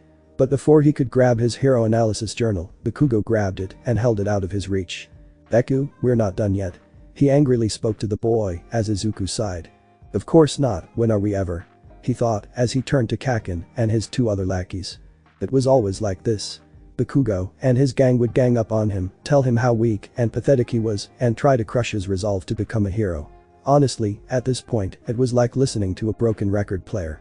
Which was why Izuku just stared boringly at him. A thing he found that pissed Bakugo off more since he no longer took satisfaction in the fear that would have otherwise permeated his face. What the heck is this? Hero analysis for the future. Ha. What a nerd. One of the lackeys spoke as Bakugo held it in his hands before igniting it with his quirk. A brief flash of anger crossed Izuku's face before he managed to restrain himself. Listen up, Deku, the best heroes showed signs of greatness even as children. Because they, like me, have powerful quirks that make them stand out more than people like you that have no quirks. I'm going to be the first and only student from this crappy school to enter the US and become a hero. Because let's face it, I'm better than everyone here. But you, on the other hand, have no special qualities or talents other than academics. Face the facts, no one will accept a quirkless loser like you as a hero, no matter how hard you try. So vain. Bakugo placed his hand on his shoulder as smoke began to rise from his jacket. So, listen well you damn nerd. Give up that useless dream and don't you even think about entering the US, got it? He stressed, trying to threaten him with his quirk. But Bakugo failed to realize that the jacket was not burning as Izuku merely stared back at him with no hint of trepidation or anger. Are you done? Because I really want to go home and you're blocking my way. He said instead of fear. It was a more bored tone that Bakugo grew more pissed at and decided to leave. Of course, being the egotistical, superior complex, arrogant brat that he was, he always had to have the last word. You really want to be a hero so bad? Then why don't you jump off the roof and pray you to get a quirk in your next life? At that point, both of them realized that it went too far. It was something that was never to be said to another person, no matter how much you disliked him. Despite his attitude, Bakugo was a smart kid and always tried to be careful at school, lest he jeopardized his chances at getting into the US. Deep down, even he knew he crossed a line. But he had said it and it was up in the air and it wasn't like he was ever going to take it back. Luckily for him, Izuku was stronger than he ever gave him credit for, both physically and mentally, and knew he would never consider the option. Both of them left the room that had gained an awkward silence as he fished the book out of the koi pond. Good thing I sprung for the water-resistant paper. He joked while his mind was thinking back to what he said as he shook his head. What was he thinking? Doesn't he know that's the last thing a hero should say? He shook his head and began to walk home, going through a small tunnel as he failed to notice the sewer drain begin to move. Get a hold of yourself, Izuku. Remember what Grandpa said, don't let others tell you what to do. Life is your choice, and yours alone. So, what if he and everyone else thinks you can't be a hero? I'll show him and everyone that I can be a hero. Just stiffen that upper lip and laugh in the face of an adversary. Just like All Might. Ha ha. The large shape quickly emerged from a manhole cover. He spun around to see a large green liquid rushing towards him. Shit. He yelled too late as the liquid quickly wrapped itself around him. The substance quickly wrapped around his throat and mouth, effectively cutting off his air circulation. A medium-sized body to hide in. Perfect. The substance with two yellow eyes and jagged teeth said as it wrapped around the young Midoriya. Shit. A villain. How the hell did he sneak up on me? I must not have been paying attention. Shit. Rookie mistake. Contrary to belief, observation Haki was not all-seeing. It needed to be consciously active in order for the user to detect another's presence. Because Izuku had been distracted by his former friend's crude suicide goading, he failed to keep up his Haki and got attacked. It also can't predict random attacks that the user or the attacker can't predict. That was the only reason he got ambushed. Relax kid, I'm just hijacking your body for a bit and you have a strong body. You've really saved me, hero, he spoke mockingly as he strangled the boy. I never expected him to be in this town. But don't worry, if I'll only hurt for 45 seconds, then it will be all over. He laughed as Izuku continued to struggle. No use, kid. I'm made of liquid. You can't do anything. Pant breath. Losing oxygen. See, can't focus on my Haki. Shit, Grandpa is going to be so pissed when he finds out about this. His vision began to darken as he slowly turned his gaze to the villain as his grinning smile reminded him of everyone in his life that doubted him. Everyone that believed he can't be a hero because of his quirkless birth. Everyone from the day he found out that he was quirkless, that he could never be a hero, and that snapped something inside of him. Let me, slowly turning his head to the eye as every emotion he ever felt bubbled to the surface. Let me, he stared straight into his eyes as he glared into his soul. Let me go. The villain visibly shook as he stared into the eyes of the green-haired boy. Something inside him shaking from fear as if he was staring at death itself. What the hell? Before anything else could happen, the manhole cover exploded off as a triumphant voice called out. Fear not, young man. The villain and Izuku turned and gasped if he could as a tall muscular man stood before them. For I am here. Izuku's eyes widened in shock and awe as he instantly recognized the man before him. Hey All Might. Shit. He found me. The villain yelled as he tried to make a run for it, only to be stopped by these two words. Texas. He flung his fist towards the sludge. Smash. A large and powerful gust of wind slammed into the two of them as the villain splattered the villain off Izuku. If he were weaker in the past, Izuku would have been knocked out by the sudden shockwave. But thanks to his training and Haki mastery, he was able to stay conscious. He stared in awe at the man he considered his idol. A man who had quickly risen to the ranks of the #1 number in all of Japan and considered a symbol of peace. He's so much cooler in person. The man flashed his signature smile. Faster than Izuku could register, the man had somehow quickly gathered up the remains of the sludge villain and shoved him into a 2L bottle of soft drink. "Young man, are you alright?" he asked. Izuku could only numbly nod, being in front of his idol. "Thank goodness, I must apologize for getting you caught up in my villain hunt. The little bugger tried to lose me in the sewers and I got a little lost. Mistakes like that aren't my style, but thanks to your bravery I was able to contain the villain," he proclaimed as Izuku continued to just stare at the man. "Kid, are you alright?" he asked when Midoriya said nothing at the last minute. "Wah, it's really you? All Might," he suddenly yelled. "Don't scare me like that. You nearly gave me a heart attack." "Sorry, it's just that you're your All Might. The real All Might."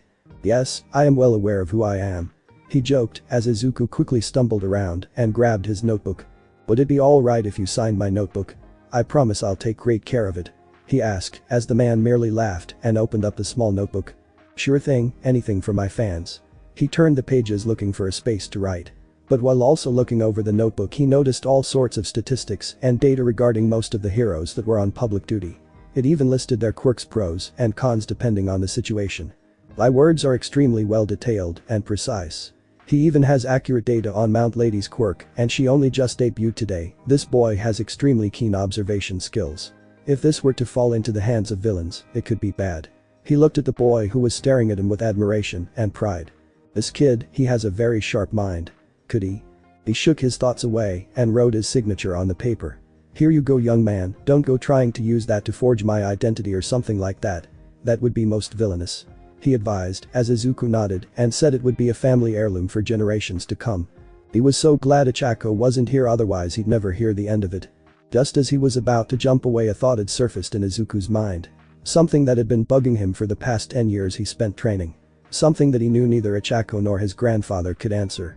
Something he needed to ask the number one hero himself. All Might jumped into the air as he sailed across the city until he noticed something off about his jump. I'm lagging." He looked down and nearly gasped in shock at the same kid from before as he held onto the man's waist with a strangely calm look on his face. "What the hell? Excuse me, but there's something I got to ask you, something really important," he yelled over the wind. "This is kind of an invasive, kid. I love my fans, but this is too much. Let go. But it's really important. Plus, if I let go at this height, I don't think I will survive the fall." "Ah. That's a good point." The two landed on a rooftop as All Might looked a little upset. "Of all the reckless things teenagers do, this is a new one. Hopefully, someone will let you down from here if you call out."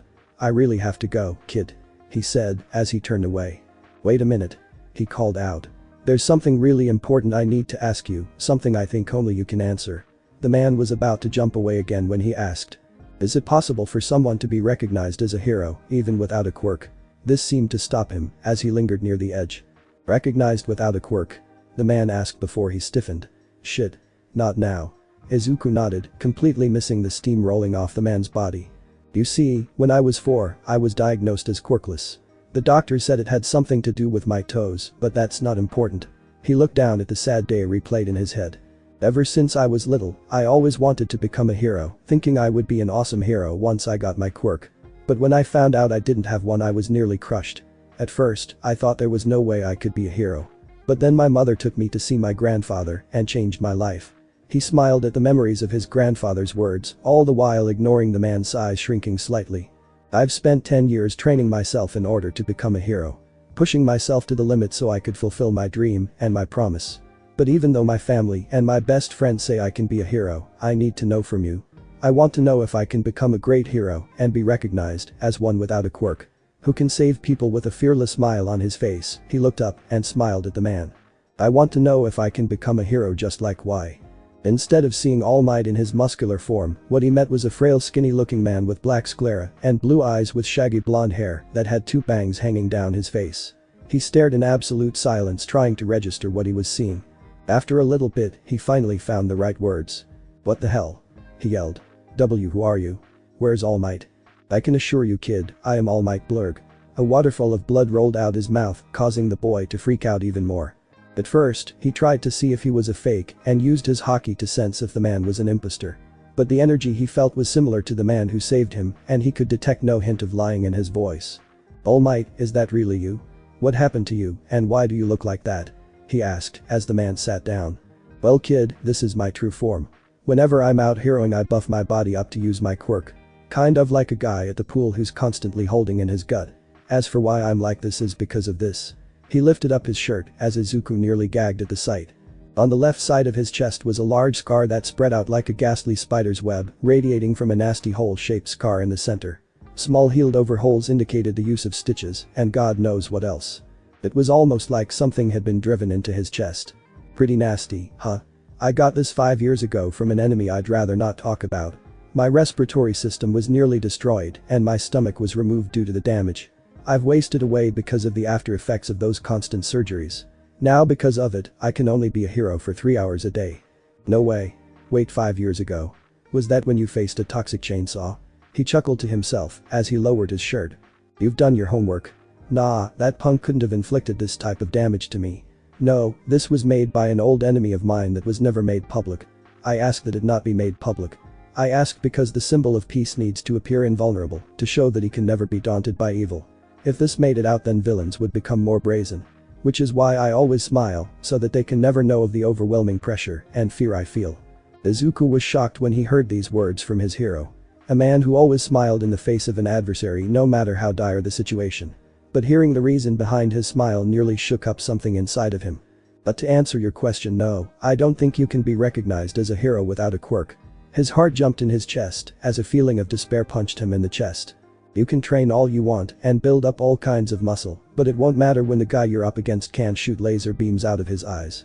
Pro-heroing is a dangerous occupation, and we are expected to risk our lives to save the people. Without a quirk, I'm afraid it's an impossible dream. Izuku felt his soul shake with grief as his idol spoke those words. If you truly desire to help people, then become a police officer. They're often mocked for cleaning up after a hero's work, but they are admirable and noble professionals. There's no shame in that career path. He got up and began to walk away without looking at the boy. It's not wrong to strive towards a dream, but you have to balance it with reality as well. Izuku was left alone on the rooftop as he processed what his idol had just told him. Which was the same thing he heard growing up from everyone else. Without a quirk, he couldn't be a hero. Today it just stung worse. He hung his head as his fist shook. Seriously, him too. A tear forming in his eye as he tried to hold in all his emotions. But failed as the tears streaked down his face and he cried for the first time in years. Earlier. Bakugo growled in annoyance as he and his 2 lackeys were following him home. His mind was still on about Deku and how he wanted to become a hero despite not having a quirk. It wasn't just that he thought it was completely stupid because the damn nerd lacked a quirk. But it was also the fact he wouldn't just give up. No matter what he said or did to the nerd, he refused to give up, even stood up to him on several occasions. He had no idea when it was that Deku started to backchat him, but it was seriously pissing him off. Stupid fucking Deku, who the hell does he think he is? He growled while kicking a bottle away. Weren't you a little hard on him today? One of his lackeys said as he pulled out a cigarette. Yeah, I mean, you guys grew up together, didn't you? We stopped hanging out when he kept going to visit his grandfather who lives in God knows where. I don't really care, but it's his fault for messing me up. Seeing him so full of stupid dreams like when we were kids just pisses me off. He exploded the can in his hand as they flinched back. And what the hell did I tell you two about smoking around me? If I'm caught with a whiff of that stuff on me, it goes in my permanent record. He yelled and scolded the two until he noticed the absolute terror on their faces. Your body, a voice spoke behind him as a large sludge-like being quickly surrounded him. What powerful quirk do you have in mind if I borrow it? His vision was clouded as all he knew was darkness. Back with All Might. All Might sighed, or rather Toshinori Yagi, as he made his way down the stairs. Today was not a good day. Because of that villain from before and the fanboy, he used up the rest of his 3-hour time limit. Now if there was a danger, he would have to leave it up to the other heroes. Not only that, but now someone else has discovered his secret. Mostly he was just worried that the fanboy would leak his secret online, but there were contingencies in place for that. But something told him he wouldn't do something like that. He realized that he may have been a little harsh telling the boy something like that, mostly due to his own injuries that clouded his judgment, but it was for his own good and he would get over it. Heroing was dangerous and he had already paid the price for it. There was no point in becoming a hero if you weren't ready to put your life on the line. That's what his sensei taught him. His mind drifted back to the boy as he reminded him of himself years ago. Back when he too was quirkless and he met the person he considered his sensei. Maybe I was a bit too hard on him. But I can't let that bother me now. I got to get this guy into the police station, and he stopped to pat his pants but found the bottle was missing. His eyes winded in terror when a large explosion resonated downtown and his heart dropped into his chest. At the same time, Izuku was walking home as he replayed the words his idol had said to him. Now others would have wondered why he didn't mention his abilities in Haki, how with it he could match himself up to a villain. Well, it was because he wanted to test a professional hero standing on a quirkless civilian joining the hero career. He wanted to see that, even without a quirk or his Haki powers, he could be seen and recognized as a hero people could count on. To save them with a fearless smile on his face. But today had just proven what he had already known. The hero society and the world itself would never recognize him as a hero because of his quirkless nature. It hurt even more when his idol, and the reason for him wanting to be a hero, told him the same thing. He looked at his hands and he thought about all the training he had done for the past 10 years and wondered if he had just been wasting his time. But then a small memory played in his mind back when he and Ochaco were young and she said that he was amazing even without a quirk and he felt his resolve be renewed. He slapped his cheeks and shook his head. What the hell am I thinking? So, what if even All Might thinks I can't be a hero, big whoop. I've had to deal with that sort of crap for all my life and I didn't let it bother me, so why should it now? He slapped a hand to his chest and grinned. I shouldn't care if Kaken, the world or even All Might tell me I can't be a hero, I am going to be hero. I'm going to prove them all wrong. Even if I have to do it as a quirkless Deku for the rest of my life. Because one day I'll become the Deku who can do anything. He yelled as he laughed triumphantly. Man, it's a good thing the streets are empty or that would be embarrassing. Speaking of which, where is everyone? It's 4 p.m. and the train streets should be packed by now. He looked around at the deserted streets before he noticed a large gathering near the entrance of the market. He managed to peek his way through as the entire streets were set ablaze. Multiple heroes such as Death Arms, Kamui Wood, Backdraft, and Mount. The lady was on the scene but was having difficulty controlling the situation.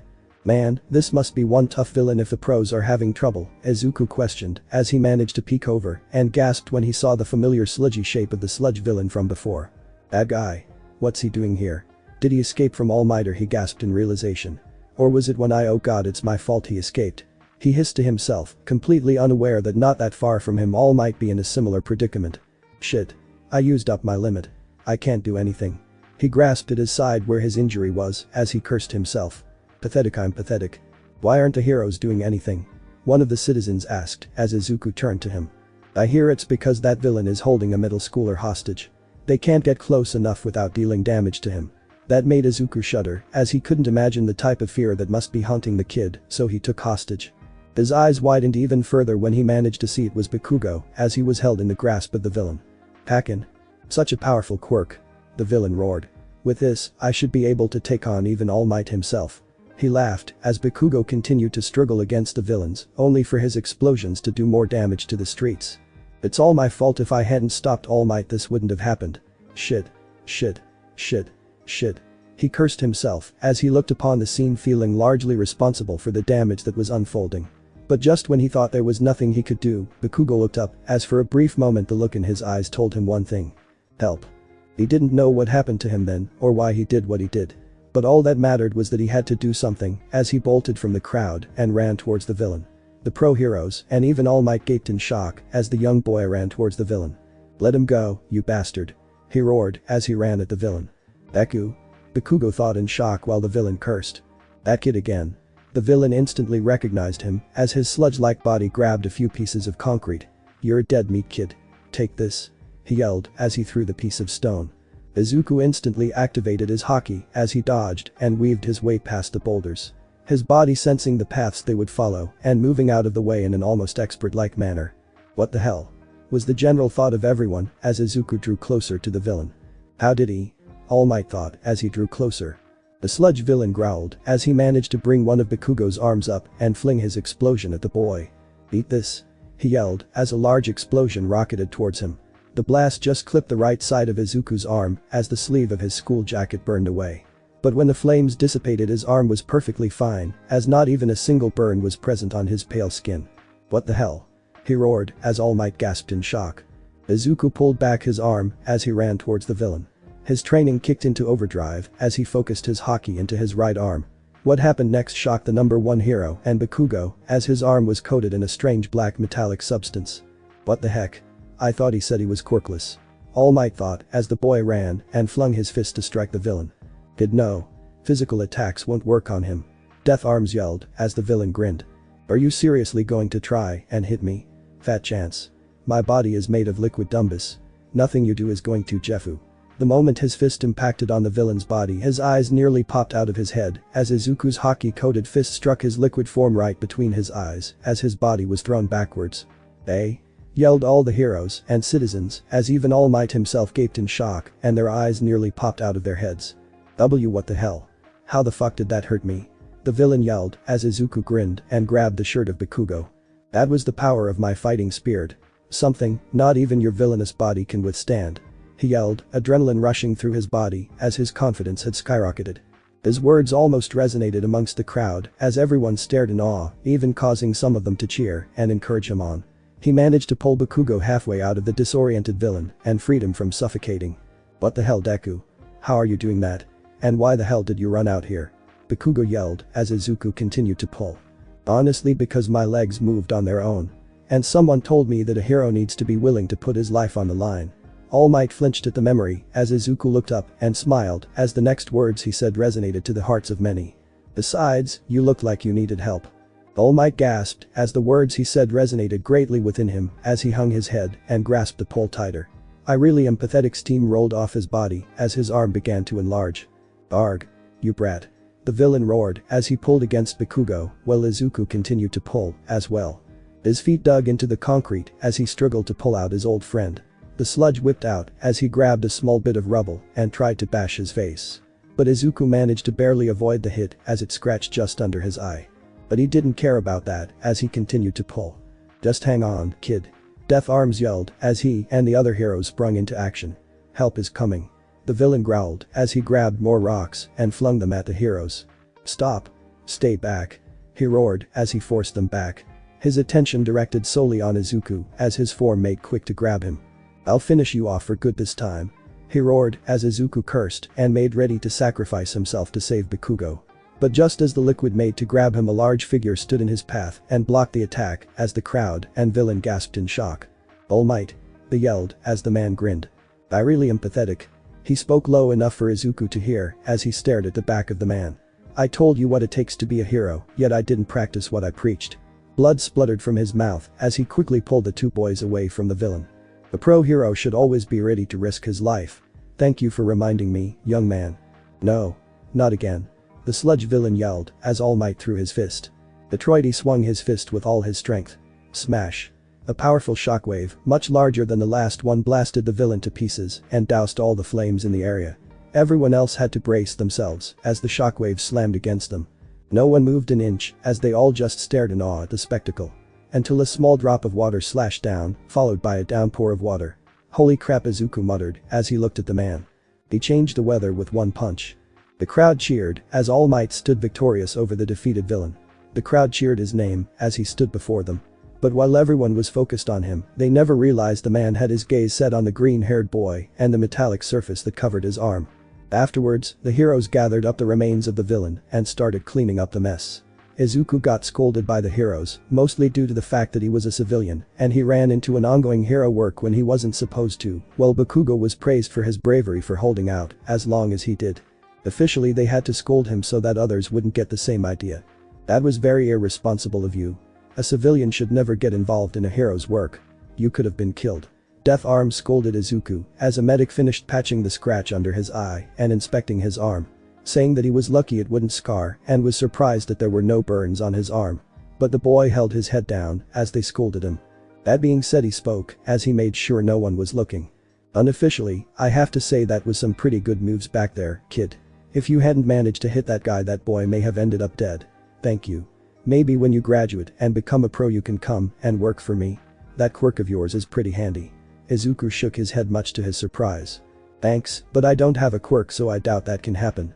He stood up as the man looked shocked. "Not a quirk, then what was?" "Hey, wait," he called out as the boy continued to walk away. Before he could go after him, the media surrounded him as they questioned him about the boy who rushed in, never realizing that he had already disappeared. Later, close to Izuku's home, Izuku continued to walk home as he thought about what had just happened today. He met his idol, got into a fight with a villain, and used his training to save the life of the one kid who had bullied him for most of his life. He still didn't know why he did that, why he just suddenly ran out into the battlefield with barely an idea. But something inside him told him it was the right thing to do and was just glad that everyone was okay and that he saved Bakugo. "Deku?" Oh boy, he turned to see a clearly pissed off Bakugo as he marched up and grabbed his school jacket. You fucking jerk, what the hell was that back there? How the hell did you manage to hit that guy when I couldn't? And what the hell was up with your arm? He yelled into his face as he gestured to his sleeveless arm that was wrapped in bandages just in case. Bakugo looked furious as he glared into Izuku's eyes. You've been lying to me about being quirkless, haven't you? Did you actually have a quirk this whole time and was just pretending to be useless all these years to make me look bad? Why the hell didn't you use it till now? Explain, you fucking nerd. He yelled, hoping to intimidate the boy into revealing his secret. But Izuku merely stared as he grabbed his wrist and slowly removed it from his jacket, much to his surprise. I've never lied about being quirkless, in fact, I still don't even have quirk. What you saw was the result of my training and hard work. He explained as he glared at the boy. I've spent 10 long and grueling years to be able to do what you saw today so that I could become a hero like I dreamed to be. And the reason I never used it till now is, unlike you, I don't need to show off my power to make me feel better about myself. I promised I would never use them to hurt others, instead, I would use them to protect people, like a real hero. Bakugo flinched as he glared at him. So, you can be angry with me all you want, but I'm still going to become a hero. Whether you like it or not, Bakugo glared before he tightened his fist and stomped off. Fine, keep lying. I don't give a shit. That shitty quirk of yours is no match for mine.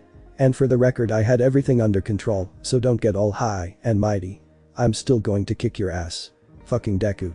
He yelled as he stormed away. Such a tough guy persona, he sighed before he called out over his shoulder. He's gone, you can come out now. Just like that, All Might dashed onto the scene. I am here. Just as you predicted. He proclaimed as he looked at the boy. Interesting sensory abilities, young man. I could have sworn I hid better. After all, I am All Might cough. He poofed back to his normal form as Izuku didn't flinch like last time. Are you alright? Yeah, sorry about that. But anyway, that was some pretty interesting abilities you showed back there. What was that anyway? I thought you said you were quirkless, did you lie to me or something? He asked with a small amount of accusation in his voice as Izuku shook his head. I didn't lie to you. My abilities just aren't quirk related. It's a fighting style my grandfather taught me when I was 4 years old. He calls it Haki. Haki? He mouthed the word as Izuku nodded. Yeah, it uses my fighting spirit to coat my attacks in my spirit, I guess you could say, and utilize it as a weapon. With it my body is physically stronger, my senses become sharper, allowing me to predict my enemy's attacks, and I am able to use it to physically harm another individual by attacking their spirit with my own. It's especially effective against those with intangible or unstable bodies, he explained. Is that how you were able to harm that sludge guy and dodge his attacks? He nodded. But if you could harm him, then why did I have to rescue you back then? He asked as Izuku looked away bashfully. Well, the thing about Haki is if I'm not concentrating, I can't predict another's attacks, or if they are just random acts with no thought. Also, he was cutting off my airflow, which is a necessary key to controlling it. No air, no techniques. All Might nodded. But if you had these powers, then why didn't you tell me? My answer to your earlier question would have been different. Why keep it a secret? Izuku sighed as he looked at his bandaged hand. That's exactly the reason why I wanted to know if I could be seen as a hero, even if I never had my Haki or quirk. I wanted to know, from you, if there was even a slight possibility that I could be a hero without one. It was a test to see how you would respond, and you said the same thing as everyone else in my life every time. He looked sadly as All Might hung his head when he realized the kid's reasoning, and he felt ashamed. Did I? But you know what I realized. All Might blinked as Izuku shook his head. I realized that I shouldn't care what anyone thinks. If everyone just did as they were told, then some of the greatest people on Earth wouldn't have been recognized for his or her great achievements. I decided that if everyone thinks I can't be a hero, then I'll just have to prove them wrong and become one without a quirk. He looked up as determination shone in his eyes. I will always respect you, All Might, more so knowing that you continue being a hero despite your injury and limits. It's something I find truly inspiring, but I'm going to prove you wrong. I'm going to become a hero even if I have to go up against the whole world to do it. He pointed a finger to the sky. Because I made a promise to myself and a dear friend of mine years ago that I will become a hero. Because my name is Izuku Midoriya, and one day it will be. The Deku who can do anything. He proclaimed as All Might listened to his every word and felt something stir within him and grinned. He's the one. Izuku blushed a little before bowing. Anyway, I'm sorry I got in the way of your heroing and let the monster escape. I promise it will never happen again, and I hope to see you again one day in the future. Goodbye. He started to turn around. Wait, kid. He called out as the boy stopped. There's a reason I came looking for you. Both to thank you, revise something I said earlier, and offer you a proposal." He looked confused as All Might stared into his eyes. "If you hadn't jumped into action, if you hadn't told me your life story, I would have just been another bystander on the street and that Bakugo kid would have been done for. Then all my words would have been empty and insincere. Thank you for reminding me what it means to be a hero." Izuku stared in awe before shaking his head. "Then no, you don't have to apologize. Like I said, it was my fault he got away. All I really did was get in your way.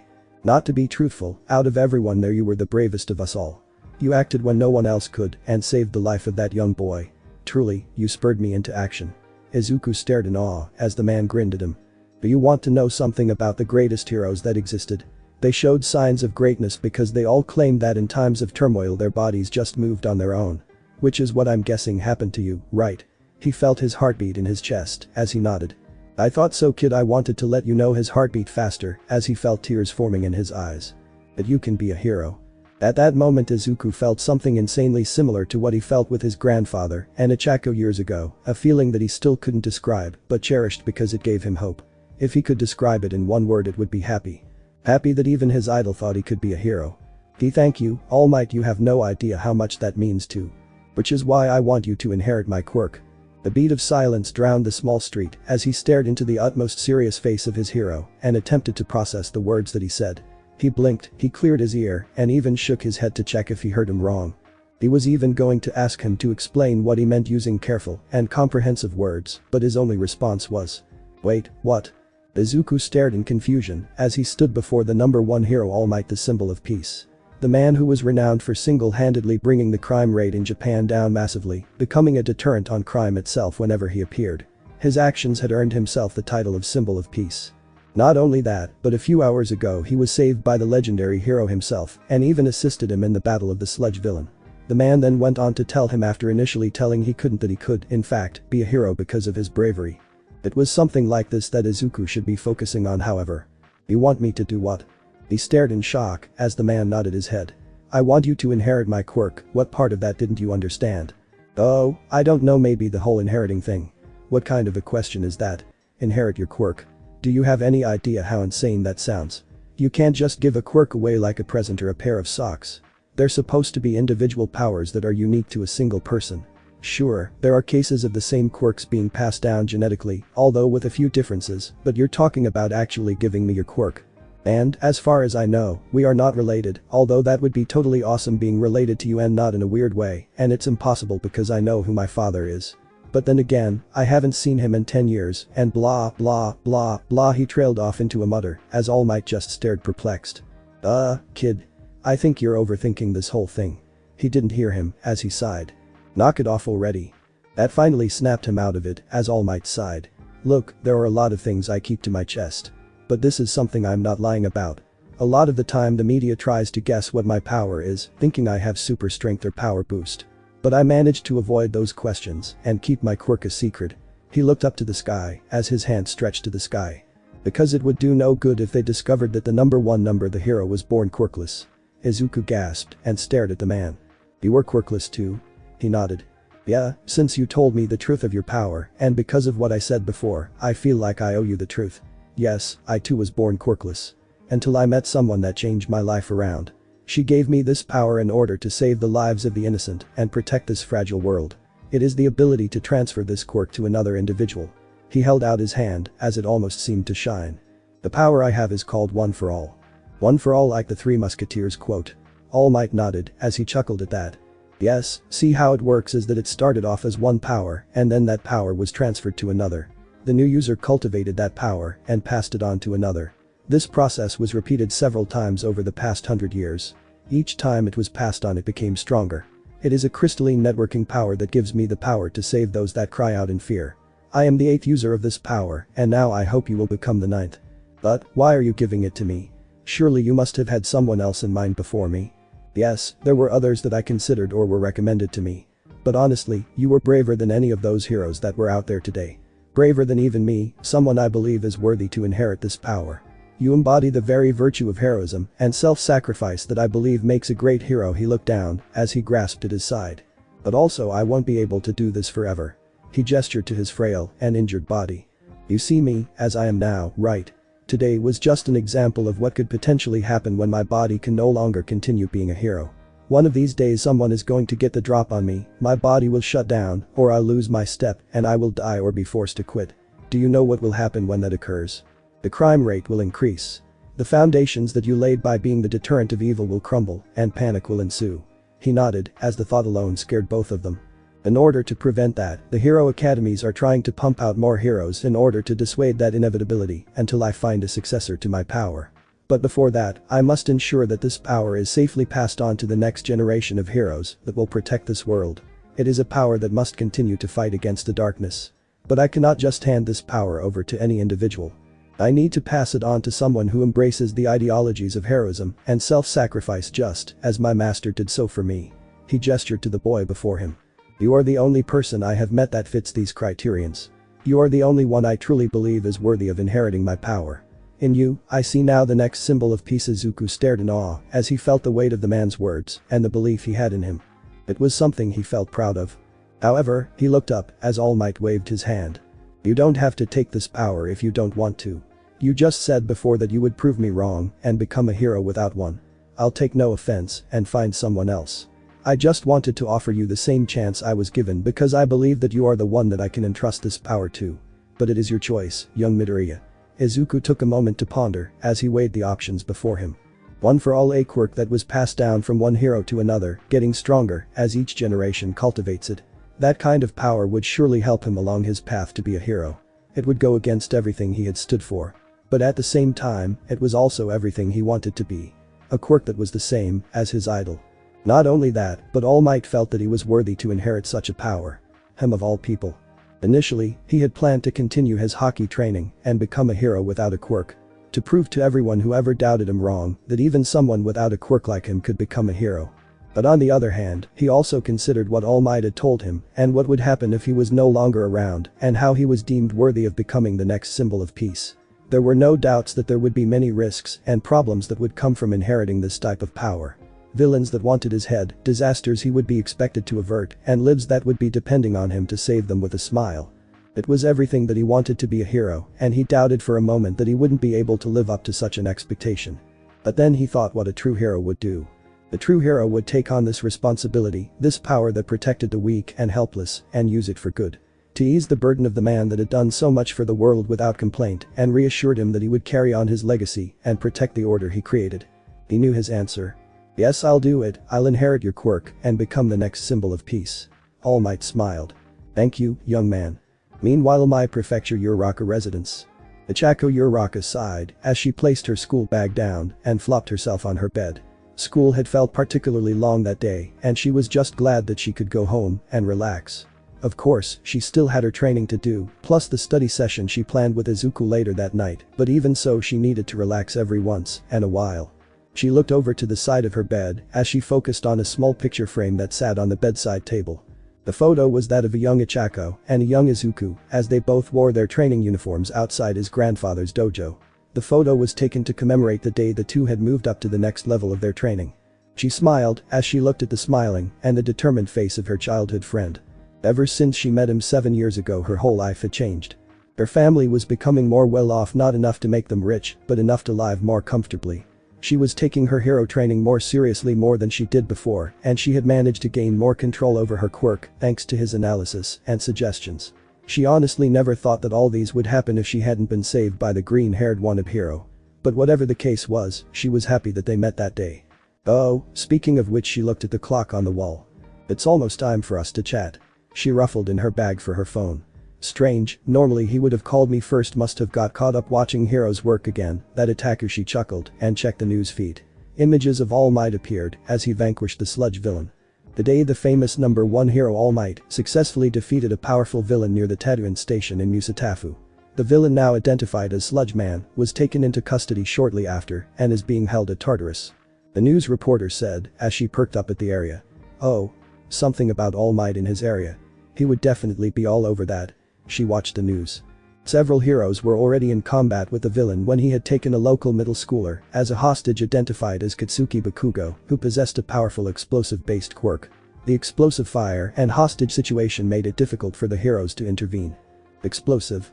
That sounds like the boy Deku was talking about. Kaken? She thought to herself as she watched the news. For a time, it seemed that the heroes couldn't do anything until a bystander rushed out onto the scene. Bystander? She had a bad feeling in her stomach as she watched the news. Another local middle schooler apparently rushed onto the scene despite the warnings of the pro-heroes. The images then showed a green-haired boy rushing past the crowd as Ochaco's eyes widened in shock. Deku-kun, she screeched as she watched him run. The middle schooler, now identified as fellow middle schooler Izuku Midoriya, rushed onto the scene and managed to physically harm the villain with an unidentified quirk. His actions were apparently enough to stop the hostage from choking until All Might saved the day. The official statements from the heroes at the scene have advised civilians not to interfere in ongoing hero work. But public opinion, however, praises the boy for his quick actions and notes his promising career as a potential pro-hero. Ochaco stared at the screen as the footage showed the boy rushing into the heat of the battle and accessing his Haki. His attacks physically harmed the villain as he pulled the boy halfway out and spoke his inspiring words. On the one hand, Ochaco felt an immense amount of both fear and pride for the boy as he rescued the teen. His actions and his words filled her with hope and pride that he would become a great hero like she knew he could be. She even felt proud when she knew that the boy he rescued was the same one that had given him the derogatory name until she changed it for him. It showed his true character and hero's heart. But on the other hand, back in Usatafu, Izuku had just accepted All Might's offer as the man nodded to his successor. "Alright, tomorrow is a Thursday and no doubt you will have school tomorrow. Give me a couple of days and by then I'll have sorted out a plan for you to inherit. A phone call is here. A phone call is here." Both stopped as they instantly reached for their phones. Both took a blinking look as Izuku embarrassingly held up his phone. "Sorry, it's mine," he said as the man chuckled at the ringtone he chose. Even though it was the same one he had. "Yuri-chan?" He sounded surprised as he looked at the ID. "Yuri-chan? A childhood friend of mine. Her name is Ochaco Uraraka, but I just call her Yuri-chan for short. Sorry, this will only take a minute," he explained as All Might nodded and he answered. "Hello? Deku-kun?" Both men flinched at the loud voice that sprung out of the speakers as the physical word of Deku went straight through his ears while All Might clutched his heart and sputtered blood out of his mouth. "Shit. Why are these kids trying to give me a heart attack? Deku-kun, I just saw you on the news. Are you okay? Did you get hurt? Are you hurt? What the heck happened over there?" His ears still rang as the desperate sound of his childhood friend's concern continued to roll out of the speaker. "She sounds concerned." All Might jested while cleaning his ear as Izuku nodded. "You have no idea," he muttered before bringing his attention back to the phone. "Yuri-chan, yes, I'm okay. I was just on my way home when I got caught up in the incident, nothing major and nothing I couldn't handle." "Are you sure?" "Yes, I am perfectly fine. I'm just on my way home now." On the other end he could feel her narrowing her eyes. "So, you didn't get hurt, not a single scratch?" He flinched when his fingers brushed against the bandage under his eye and the ones placed on his arm as a precaution. Izuku stressed his name out as he doubly flinched at this. "Oh, she called me Izuku, not Deku. She only calls me that when I've messed up." Almighty looked confused. "How's not being called Deku a good thing?" "Well, I may have gotten a little scratched up, but I am completely fine. Nothing major and I had my Haki up, I was perfectly fine. Trust me." He tried to reassure her. "But why did you run in like that? I know that he was one of your classmates, but why did you just rush in? What were you thinking?" she asked as he sighed. "It's because it was my fault the villain was there in the first place. I got in the way of a hero's work and the villain escaped. And when I saw the Kaken was taken hostage my body moved before I could think because it knew I had to do something to make it right. I knew it was risky and I knew that I should have just waited for another hero, but someone told me that a hero has to be willing to put his life on the line to save others. If I couldn't do that then I would have no right to try and be a hero. I'm sorry I made you worry." All might have smiled slightly behind him as he knew that this boy was the right choice to become his successor and inheritor of One for All. On the other end, Ochaco sighed as she too had a small smile. "It's okay, I should have known you'd do something like that. It's just a part of who you are, Deku-kun." He sighed in relief when she called him that. "But that doesn't mean you can keep doing that kind of stuff." He flinched when her voice gained an annoyed and commanding tone. "You're not a licensed hero yet and I don't want you to do any unnecessarily reckless things until we're both pro-heroes, understand?" He rapidly nodded his head even though she couldn't see him. "Yes, Yuri-chan. I promise I won't do anything reckless until we're licensed." He responded stiffly as she nodded. "Good, I'll call you later when you get home. We still have our study session on tonight," he nodded. "I remember. I'll call you around 7, okay?" "Okay, bye Deku, say hi to Inko-san for me." I will, she hung up as he sighed in relief. He turned to see All Might as he had a knowing grin on his face as the boy looked confused. What? Nothing. I'll text you the address later with where to meet up. He shook his head. Young love's such a beautiful thing, he thought as they exchanged numbers and departed.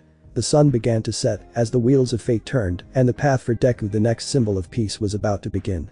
Eldera Junior High the next day.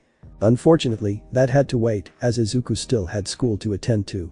After meeting All Might and having a panicking mother to deal with once he got him, All Might told him to meet him at the Gaba beach on Saturday so that they could plan his training to inherit his power. Apparently, even though he was involved with a villain incident the other day, he was still required to go to school, seeing as the incident took place on a Wednesday and not on a Friday. Which allowed All Might to begin working on a plan for the young boy while he was attending school. But the major problem Izuku was worried about was his old childhood friend Bakugo. The boy was furious with him the other day when he showed his Haki abilities on national TV due to the sudden appearance of All Might, and he saved Bakugo from being devoured by the sludge villain. The boy himself had made it very clear that he was pissed that he hid his quirk from him for years. He fervently believed that Deku had been hiding his quirk to make him look bad and steal his spotlight when that wasn't the case at all. He was worried what the boy in question would do once he saw him again. Afraid he may even try to pick a fight with him to prove whose quirk was the best. "Aw man, I'm really not looking forward to this," Izuku moaned as he walked into the school. He instantly spotted Bakugo as the boy walked up behind him, steeling himself for whatever he was going to say. But to his surprise, the boy just ignored him and stormed his way towards the classroom, which left Izuku in a state of confusion. That was unexpected. Brushing off the strange behavior from Bakugo, Izuku made his way to his class as he wondered what sort of plan All Might had for transferring his quirk. His mind still not able to fully process how it was even possible for a quirk to be transferred in the first place, but he digressed. At least he wasn't going to cause a scene at school, so there was a positive. The last thing I need is Kaken causing a scene. I could just have imagined how it would have gone. The scenario played in his head as the angry boy ran at him with explosions in his hands, doing massive damage to the school while crying out, "Deku, you are a fucking liar. I'm going to kill you." Which would then lead to massive property damage, followed by a lawsuit from the school that would put both their families into large amounts of debt and their hero careers in jeopardy. He would have to move out into the streets where he would have to sell his body just to get. You know what, I think All Might is right, I overthink things too much. He entered the classroom, sighed, and placed his bag on the hook of his desk. As he sat in class, he noticed something odd, small whispers around him and curious glances coming from the other classmates. Normally this wouldn't bother him as he was used to being ignored by them. But this time they seemed to be actively directed at him. What the hell? He thought to himself as he noticed some of the guys in his class looking at him differently while the girls seemed to glance, blush, and then turn away from him. Okay, that's not normal for this school at least. Class went on as Izuku tried to concentrate on studying, but he kept feeling eyes on the back of his head as he would notice one of the students look at him but turned away when he looked back. It was the strangest thing.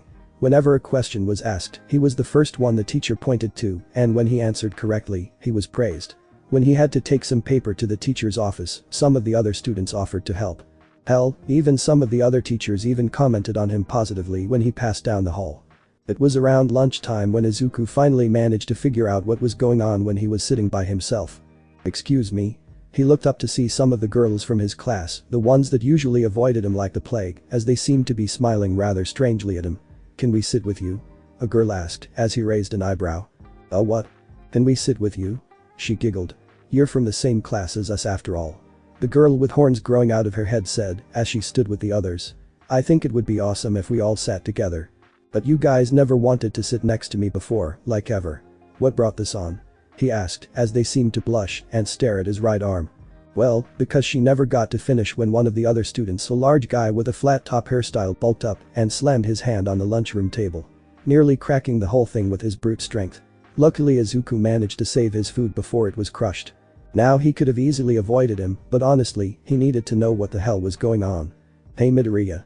What the hell, you think you are top shit now because of yesterday?" His large arms tightening the table as Izuku looked passively at the boy. "Yesterday, with the slime guy. What does that have to do with anything?" he asked as this seemed to piss him off more. "That's it. I'm going to. Mr. Kaido."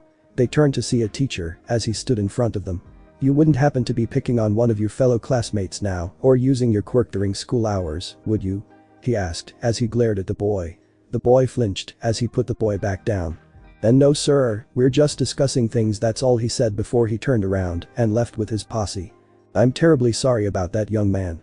Rest assured that students won't be bothering you again," the teacher said as he smiled at Izuku.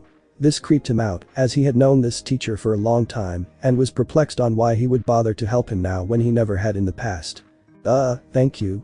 It's no problem. My student safety is one of my top priorities after all, especially one that has such a promising hero career." He wrings his hands together and smiles.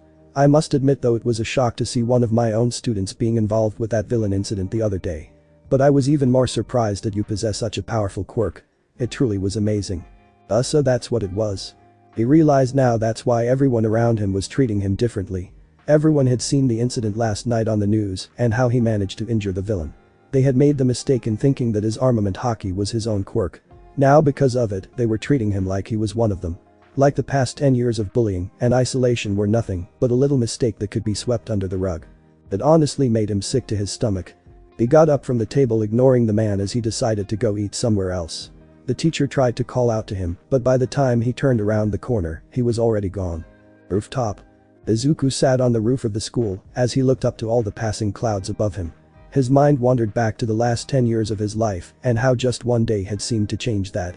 In the past, he had been ignored, bullied, and rejected from all forms of social interaction. He didn't mind so long as he had his training and his best friend that saw him as he truly was. So why did he hate it that everyone was treating him differently? He sighed as he looked up at the clouds that passed him by. The teacher's words were still buzzing in his brain as he wondered what it would be like when he inherited All Might's quirk. How would people treat him when he actually did have a quirk? Would it be like it was with everyone being nice to him, or would it be just like before he revealed his Haki abilities and he'd be the loser of the group? He honestly didn't know. A soft buzzing caught his attention as he pulled out his phone and found a text from Ochaco. "Ira-chan. Hey Deku, how are you?" "Deku? I'm fine, everyone is treating me weirdly here." "Ira-chan. Weird how?" "Deku. Just different people think I have a quirk now because of yesterday and are treating me differently. I don't know how to respond." "Ira-chan. Well, I don't think you should worry about what they think. Remember sensei's lessons. Don't care what other people think, just be the beast that you can be." "Ira-chan. Best that you can be. Because one day they will know the real you. The Deku who can do anything." He smiled softly at the encouraging words from his childhood friend as he felt his mood lighten from her words alone. He was so glad that he had a friend like her and that she knew just what to say to make him feel better. "Ira-chan. School is so boring without you. I really wish we went to the same school, but only 10 more months until US and you better be in there." "Deku? You bet, we promised after all." "Ira-chan. Ira-chan. Oh, by the way. Your grandpa said he was coming up to visit in a couple weeks and said I could come too. My parents said it was okay and let me go so I could find a place to live when I get into the US. Isn't that great?" "Deku? Absolutely. Can't wait." She left the message as he closed his phone, happy that the universe decided to lighten the mood with his best friend's encouragement and glad that he could talk to her about anything that made him pause as he thought about All Might and One for All and the secret he would no doubt have to keep from everyone, especially her, and for some reason. He didn't like that. "Aw man, I didn't think about that shit." He cursed as he looked up again at the clouds and wondered what he should do. The following Saturday to Gaba Municipal Beach. The Gaba Municipal Beach was once a beautiful and lush beach that was the pride of the small area. However, due to the currents that picked up rapid amounts of trash from the coastline, it soon became a large junkyard where illegal dumping became regular. This was the location that All Might had texted him as he waited for the man in the parking lot. But, as he waited, his mind was still on the secret. He would have to keep it from his best friend and knew he had to talk to All Might about it. "Ah, there you are, young Midoriya, glad to see you are early." He turned to see the skinny version of his idol as he waved in his overly large coat. "Well, you told me to be here by 5 AM. So, I decided to get here a little early. I'm guessing my training has something to do with the garbage here?" he asked as he nodded and turned to the rubbish. "Correct. The reason I brought you here was so that we can begin training your body to withstand the power of One for All." "Train my body, withstand? What do you mean by that?" he asked as All Might held up a finger. "You see, One for All is unlike any quirk known to mankind. It is a culmination and crystallization of 8 other people that have used and added onto this power for generations. A normal body that suddenly inherited this kind of power won't be able to handle the strain." A mental image appeared to him as a silhouette of Izuku's body was ripped apart. An untrained body would be ripped apart and your limbs would more than likely explode off your body. "My limbs would what?" One for all is a powerful quirk. If you're not ready, it can kill you. He told the boy as he gulped. But the man said, as he recalled the incident 2 days ago. You told me that you spent 10 years training your body, correct? He asked, as the boy nodded. Can you do me a favor and take off your shirt? You know that's not something a grown adult should say to a minor, right? All Might coughed up blood as he laughed. I guess you're right. He wiped the blood off his lips as he looked seriously at the boy. But seriously, I need to see if your body is already suitable to handle one for all. He nodded as he removed his tracksuit shirt and revealed his upper body still clad in a skin-tight t-shirt as it showed off the years of training he spent to attain Haki. Not bad, he observed the body and lifted up one of his arms. A lot sturdier than I thought it would be. Well, this will make it a lot easier for you to inherit my quirk. You may even be able to receive it right away. He said as Izuku gasped a little in awe. Really, just like that? When I inherited one for all, my body was a lot sturdier, which made it easier for me to use it. When I first met you, I assumed you were one of those fanboys that didn't do a lot of exercises and would have a weak lanky body. No offense. None taken, he waved it off. Anyway, seeing that you have a much sturdier body, you should be able to take one for all now. Not what I had planned, but never look a gift horse in the mouth. We can still use this space for training, but at least now you'll have a better grasp on it. So he buffed up. Let's skip right to the awards ceremony then. He reached for one of his hairs when Izuku raised a hand. Wait a minute. He stopped as he looked at the boy. There's something that's been bugging me. You said you could give me your quirk, but you never really explained how that works or what will happen to you. You said that 7 other people have had this power, but if that's the case, then where are they now and what happened to them? What will happen to you when you give me your power? What are you hiding? He asked as All Might stiffened a little. To be truthful, he hadn't expected the boy to question the transfer process of one for all or what it would mean for him, and he dreaded telling him the origin of it as he didn't want to let the boy know of him, not yet anyway. But from what he could guess, the boy wasn't going to let it go so easily as reporters tried to figure out his powers. He seemed too determined to just let it slide, not to mention it wouldn't do the kid good to hide stuff from him. The least he could do was tell him what would happen afterwards. He sighed before shifting back to his skinny form. Well, for one thing, the previous users are all dead, and it had nothing to do with the transfer, I can assure you. But the normal process of transferring this quirk is that the previous user will begin to lose one for all.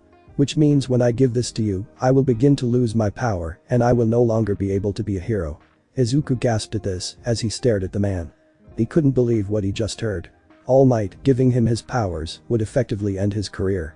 He would be directly responsible for the end of the greatest hero this world would ever know. He would be the one that ended the era of All Might. You've got to be kidding me. You're going to lose your powers if you give me your quirk.